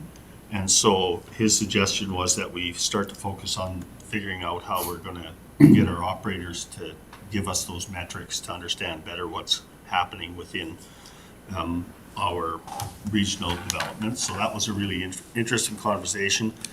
And then on the 6th of January, I brought that to the Wild Committee meeting, and you know, we discussed the Deloitte report there, and to put to bed a lot of the issues that we've been having between the Growth Board and Wild. And I was quite frankly very impressed with the people that were there and their directness, and the priorities were pretty well set by the committee that we dropped the whole destination organization conversation for the time period until it should come up again when there's a need for it, and I don't see that for a number of years. The priority of Wild will be the social media part. We've got a couple of people working on that. That's really good right now. And the survey actually just went out, I think, was the day before yesterday to I think 300 different businesses and operations in the Woodlands and regional area. And we're getting the control of the Wild website, and the committee prioritized its budget, which later in the report, they're going to be interested in finding out that it's going to be less than we expected. We had an Ag Service Board meeting on the 18th and just basically had an update on the Ag Chronicles and prepared for the SB conference. Ryan McLaughlin, Linda Renford, Reeve Cush, Councillor Dean, and myself attended that with their manager. Growth had a partner meeting in Swan Hills. We're kind of just setting the stage for our engagement sessions, which will happen on the February 5th and 6th here at the AERO Casino, where we've invited a whole pile of municipalities, and I think we already have interested 30, I think it was 34 attendees. Bruce, was that what it was at this point in time? And I know that there's going to be some more. So it's being well attended, so there seems to be an interest in trying to figure out how we're going to develop our regional alliances. At the end of that meeting, we got a very disappointing phone call or email from the government of Alberta telling us basically that the funding that we're going to get is less than what it was before it was too little. So this is how fickle government is. I think that's how fickle government is with what they promise and then what actually is on the table. So immediately Bruce and I think John took that message that we were a little disappointed to the Region 3 meeting. And this is just showing how quickly this county gets on some of the stuff that's important for regional economic development. And I really appreciate you guys doing that. We did hire an individual to take a contract executive director position on an as-needed basis right now, and so she's already involved with Wild, coordinating that survey. And one of the things that happened out of this government letdown was that we had a special meeting, I think yesterday or the day before yesterday, where actually our economic development officer says, look, it's not so bad. There's some really good opportunities that have come from that announcement, and it was a really positive meeting. I was in Lethbridge then at the ASB conference. It was incredibly interesting. Parts that I found are relevant to us here is that was the energy piece, which you guys alluded to as well, is that we're gonna have some issues before we sort through all of that stuff, and that's not just gonna be here, it's gonna be across the province.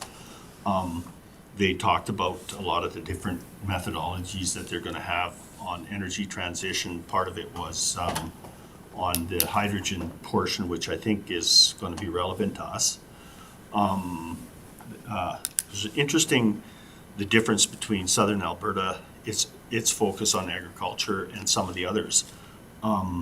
There's the people that see the problems that are being created by technology and by our reliance on irrigation and some of those things. And then there's the folks that actually see it as an opportunity to change their practices. And it was really interesting to hear that there's some people that are willing to die on the technology ones, but the ones that are trying to change things are just changing them because they have got forced to that point. And there's some huge opportunities there, because that's where the diversity creates opportunity, because all of a sudden, because you have to do something, you change what you're doing. So that was really interesting. And then there's a part that I was pretty proud of as far as Woodlands County goes. And this started with, I think, John and Joe Blakeman from County Lac St. Anne and this was 3 years ago, where they were having a discussion about mental health and agriculture. And so what happened there is it was just things that rolled on, but it's interesting how, with very little involvement, but with the leadership that we had in our Ag Service Board with Dawn, where she made the connections, and then the film that was played at the Ag Service Board went to Alberta Agriculture, and they saw some value in it, so they actually hired my daughter, unbeknownst to me, to do a little documentary on mental health. And so I participated in that, sort of not knowing exactly what was going to come out of it. And they showed that at the conference. And it was interesting because I participated in it, but I hadn't really seen any of the footage and how they do it. And when I seen it, I removed myself from that position, but I realized that many times farmers are, really challenged with the challenges they have. And yeah, I could see, I've been there. And what was really interesting about it was that the mental health helplines that have been established from that are reaching not just here in Alberta, but are also being adopted in Manitoba and Saskatchewan. And it's just from a little conversation that started with John and Joe. And I'm just proud that Woodlands County was somebody that, was able to bring that kind of a service to the agriculture community, because those helplines that they made available are completely swamped. They have to add to them. So that just tells you that we had an opportunity to address a need, and we did it through that type of a system. And I'm pretty proud that Woodlands County had a leadership role there. So that was that part, and we really need to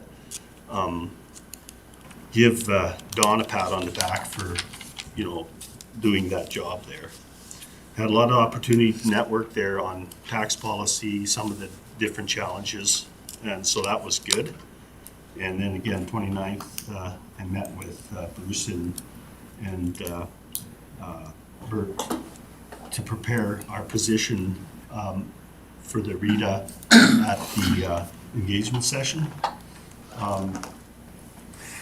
And I guess that brings us to today. Okay. Anything for Councillor Kuka? Okay, not seeing. I've got just started my year. Had in some ag meeting this month. A lot of stuff coming up there. They're kind of sitting around, got their list for the year, and picking which directors to kind of work through things as they get closer to some of the events. Hopefully get some dates I can share. I had a Whitecourt Library Board meeting, a bunch of new members on there, so they're dealing kind of budgets and some of the, again, plans they have going and roles and responsibilities, which was, again, with my YRL committee on Monday, the same type of a thing. A lot of new people on the board. It was the first one for the year, so it was essentially a large refresher around policy and procedure and kind of what the YRL is to the communities and how they function. Attended the Chamber Presidential Gala, beautiful dinner. It was nice seeing a lot of the awards given out to the community members from both Woodlands County and Whitecourt, from the nominees there. Very well attended event, probably twice as many people as we had at the Economic Forum there, so it was nice to actually see people coming out to that. We had, where was he at, the ASB conference. A couple of things that Councillor Kuka, he touched on basically all of it there, but a couple other things that come out of it with the transition to possibly hydrogen as a fuel. The gentleman given the presentation spent his whole life oil and gas, and wasn't afraid to talk about the inefficiencies on both sides, whether you're going to hydrogen or you're sticking with what we have for fuels, or the switch over to natural gas. And the biggest thing that come out of a lot of you say, if you're going to hydrogen, is you essentially need another fuel source to produce, to heat up the hydrogen to produce it. Your efficiency keeps dropping as you go through, but your you know, at the end of the day, said, you know, what you're putting out is a little bit better for the atmosphere, but he also said, you know, if you're looking at a carbon molecule, whether it's carbon from natural gas, carbon from, any other form of or any other type of hydrocarbon or whatever's coming out, you know, it doesn't tell you by looking at the molecular level what's going out, what it is. It doesn't differentiate, and he made it clear that, you know, this new ways we're going in a lot of things aren't exactly as things are advertised, and he was very, very much clear on that with a lot of his points. But, you know, swapping to hydrogen and a lot of the test fuels for vehicles and some of the trials that are going, it's definitely nice to kind of see some of the, you know, at least see it and see the information and stuff come out and have it a little bit more open and not biased. Rest of the conference, again, was really good to go to, very well attended. They had an auction for stars, which raised just about $20,000 from the crowd there for the stars program. So very well received. They had a couple high ticket items came through that were bid on and rolled right back into the auction to go back through, just, you know, you have your donation and try to raise more money. So it was a great event. Couple other things I got here. One, I had a conversation with a couple residents from Blue Ridge there, and I talked to Andre about the speed signs that we have, our solar ones, and some of the residents in the area, they're kind of concerned that the signs do work when they work. And we have them, I guess they're solar powered, and unfortunately this comes down again to the reliability of solar for a primary source. When we don't have the light and we don't have the coverage that we need, they're not working as they're supposed to. So my question, I guess, for you, Andre, is that something that we could possibly look at, given they're close to poles, you know, wiring them in so they work more efficiently? I think we'd need to put a different type of sign up.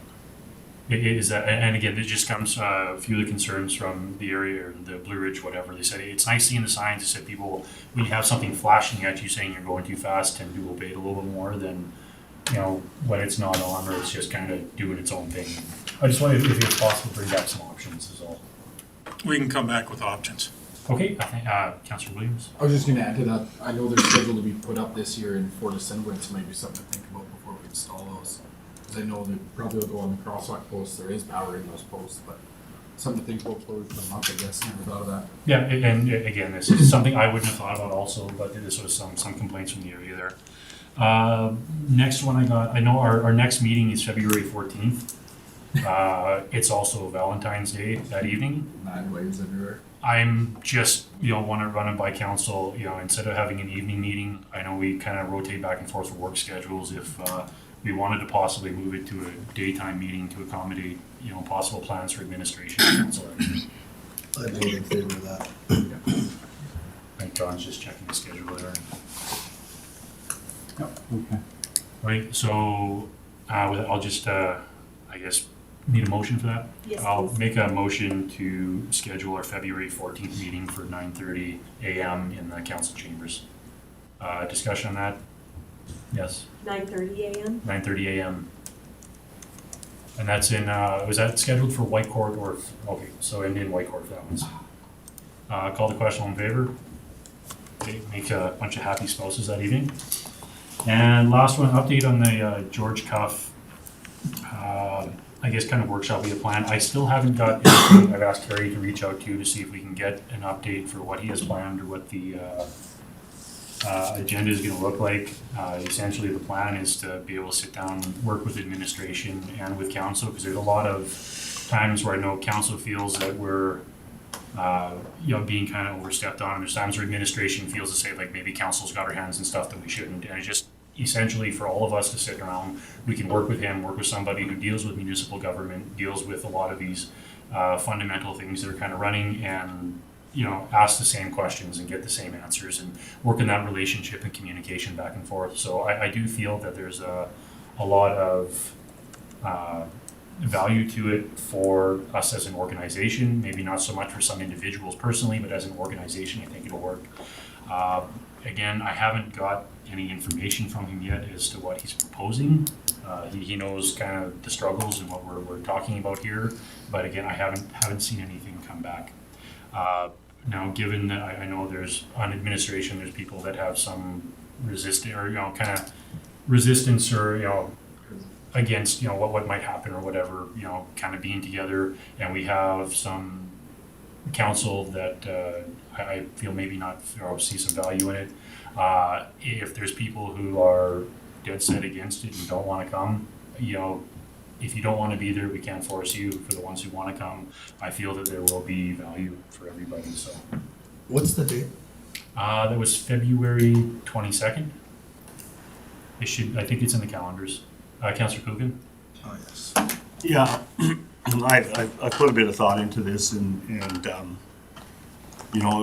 if there should be a lesson learned from this, and that is that if we hire somebody to sort out some of the things that we need to sort out, I think what we need to do is have a discussion of the terms of reference of that prior to actually, because this is to me a part that we didn't discuss what we want to sort out, and we're allowing, and this is nothing against Mr. Cuff, but we're allowing somebody else to determine what those terms of reference are. And I find that quite frustrating, because this is a discussion that we should have had around this table prior to actually, and we didn't have an opportunity to do that, make a motion on it or anything. And I think that's probably a burr in my saddle more than anything else, because we just say, okay, we're going to do this, but there's no real, I have no information, and to me, if it's to tell me what my role is, I've got a binder at home that I have open on my desk that I constantly refer to, that we got on our original orientation. So I think that, before I can even make a judgment, I need to know what the hell we're discussing and what the purpose of it is. And I don't think any of us has that information. I haven't got anything back from Mr. Cuff yet. And he's had this in front of him for a while, so. Anything else from council? Councilor Prestige? Through the chair, I agree with Peter, like, council never approved this meeting. We don't know where the money's coming from to pay it. That should have been a council decision to do this. So, I just feel it was done all wrong. Okay, well, let's do we haven't got anything back from him. Do a show of hands. Who wants to cancel this? And we can either do it or not. We can do a show right now. If we don't want to do it, let's not do it. Okay, I'm just, Councillor Dean? Just through the chair, to the comments, I agree with what's been said by both Bruce and Peter. If I knew what was planned, then I could vote. I can't really vote right now. Like I said, this has been in front of George for an answer since last year, sometime in the fall.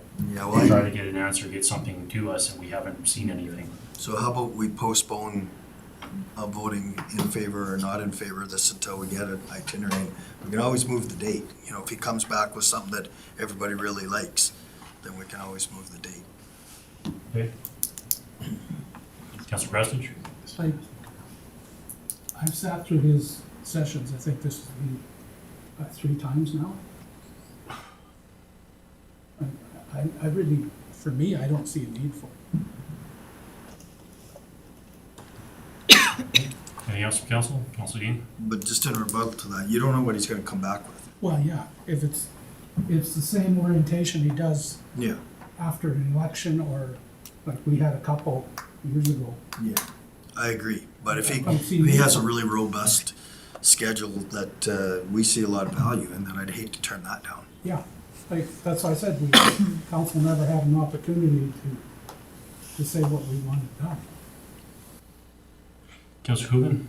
Yeah, and I think that is exactly my point. Is I just like to know what kind of a discussion I'm entering into, because I don't necessarily believe that we don't need to do it. But I think we have to have a discussion over what are the things that we really need to iron out in this relationship. Because then I think each one of us could actually prepare our position responsibly. But right now, I just can't. I don't understand what I'm getting into, and that's why I wouldn't be willing to commit to anything, because I'm not coming to a meeting just to come to a meeting to listen to something that I don't know what my participation is going to be. Anything else, Councilor Williams? I think we just give them a deadline to get us something back and then decide from there. Okay, well, we definitely need to know before the next council meeting. Councilor Rose? What's he been asked to provide? Just, I guess, around roles and responsibilities on both sides for the administration and council, and kind of that overlap on where we always seem to have struggles with. I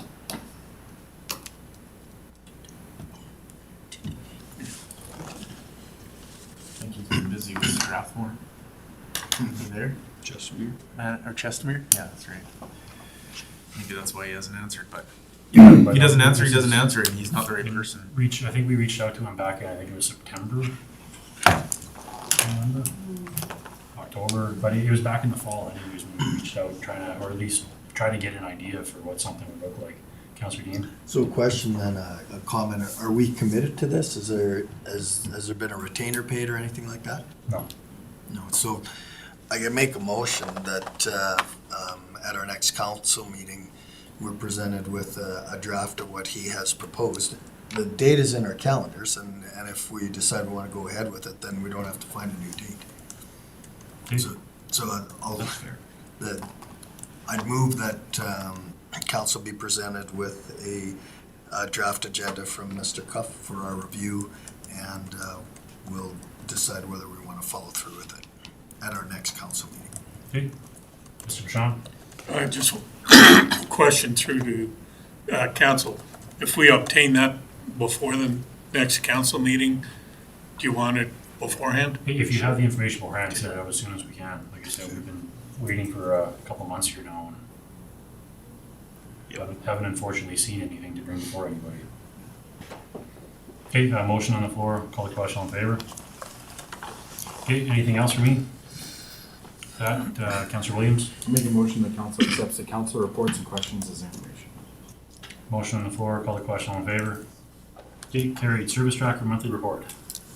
Raven Council, before you is two reports, one for December 2023 and one for year end for all of 2023. So December, there was 24 requests in total. 2 more requests regarding the speed limit signs and subdivisions, as well as 1 request asking for information and requesting the turning lane onto East Mountain Road be extended, which is, of course, is a provincial jurisdiction. It's a highway, so they were provided with contact information for Alberta Transportation. Compared to the previous year, there was 13 requests in 2022 and 76 requests in 2021. 2021, the reason for that high number is because we did have significant snowfall during that month in that year. The next report, the 2023 year end, compared to 2022, there was a 15% decrease in service requests. Again, possible factors for that decrease include the dry winter season and possibly the flooding events in July may have stopped some people from sending in requests. There has been an increase in people going directly to the website and submitting service tracker requests, as opposed to calling them in to the front office here and having staff enter it in for them. So that was really nice to see.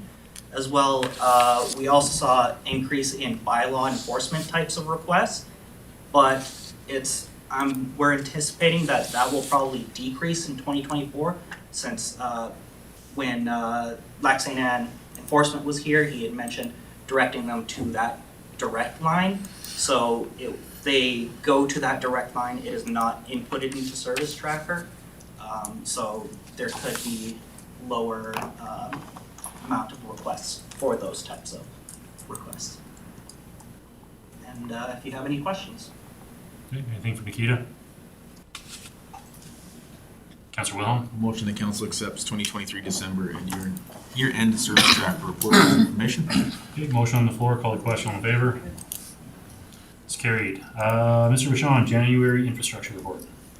Worship, members of council, as far as operations go, with the lack of snow, we did a lot of staff training, so everybody's caught up. The Hamlet solid waste collection was postponed for a few days due to the extremely cold weather. Didn't get any pushback on it. Doing spot ditching due to the springs running and starting to overflow the ditches. Safety barriers were placed along the Old Ferry Loop where the McLeod eroded the bank. And our seasonal staff postings are out for 2024. As far as capital goes, the majority of the items have been started. On page 2, the grain bag roller will be bringing an RFD back to council. In discussions with our agricultural manager, a lot of the grain bag extractors have grain bag rollers built in, and we'll be recommending that this item be removed from the 2024 capital budget. That will be in February sometime. Okay. Any discussion for Andre? Just go ahead, John. one question. I thought we had not gone ahead with the parking lot paving for the admin building. Sorry, I didn't catch up. Administration access road and parking lot paving. I thought that we didn't approve that in the budget. Did we not pull that? I thought so too. Because it's 80 grand here for the RFP been let out for tendered services. And I thought we'd pulled it, but I might be remembering wrong. Through the chair, Councilor Burrows, I'll go back and look at the approved capital list, and if needed, I'll amend that at the next meeting. And I'll send an email out today or tomorrow on that. Councillor Prestidge? Yes, through the chair to Andre. In January, we had issues in Blue Ridge with the distribution pump at the pump house. And residents were told they couldn't flood the rink because of this. But we never let the people know why. They were not informed that we had an issue at the pump house, which was causing the issue. And the people were very upset that they were not informed of it. But maybe that's something we have to look at in the future. If we have something that's gonna disrupt the residents' lives, we should notify them. Through the chair to Council Prestige, after I received your text on that, we did have a discussion internally, and moving forward, we will be providing more information as should be done. Okay, anything else for Andre? Councillor Williams? I'll make a motion that council accepts the January 2024 infrastructure status report as information. Motion on the floor, call the question, all in favor? It's carried. CAO report, Mr. Sean. Your worship, members of council, if you'll recall, last fall we applied for a water crossing grant. We were notified 2 weeks ago that we were not successful in that, but we are having a meeting with the director February 13th to discuss moving forward on that program and a further grant to complete the rest of the inventory of those culverts. The postings for the Director of Finance, we will be reviewing candidates next week, mid to end of next week. Director of Infrastructure, we are meeting with the consultant Friday to review applicants. Manager of Finance, we are still waiting on that one. As you can tell in the office, we had a sewage backup here in the office. Worst one in the shop. Both have the restoration companies working on those. As council's aware, we have a meeting with the Minister of Environment regarding the airport on February 7th. We've sent a letter off to the Minister of Transportation to set up a meeting to review the CAP application on that one also. And as I mentioned earlier, February 14th to March 10th, I'll be on vacation. And the CAO will be returning February 12th. Any questions for Andre? Just Yeah. one. This is like the third time that's backed up since I've been here.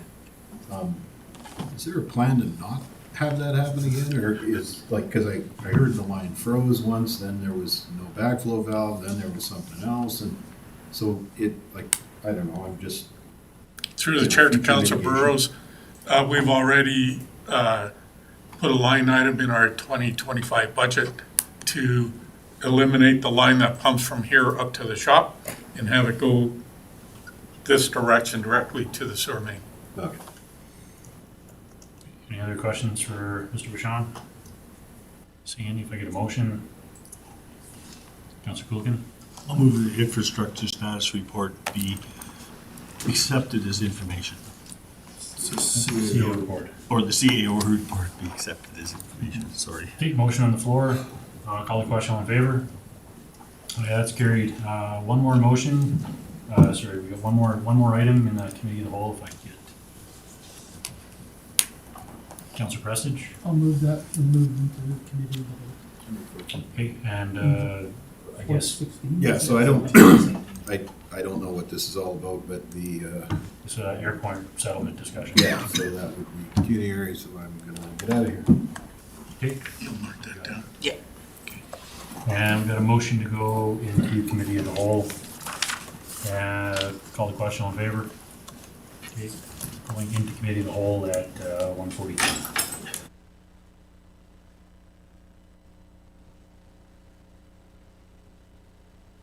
Call the question, all in favor? And last one, motion to adjourn. Councilor Williams? I made a motion to adjourn. Motion on the floor, call the question, all in favor? That's carried.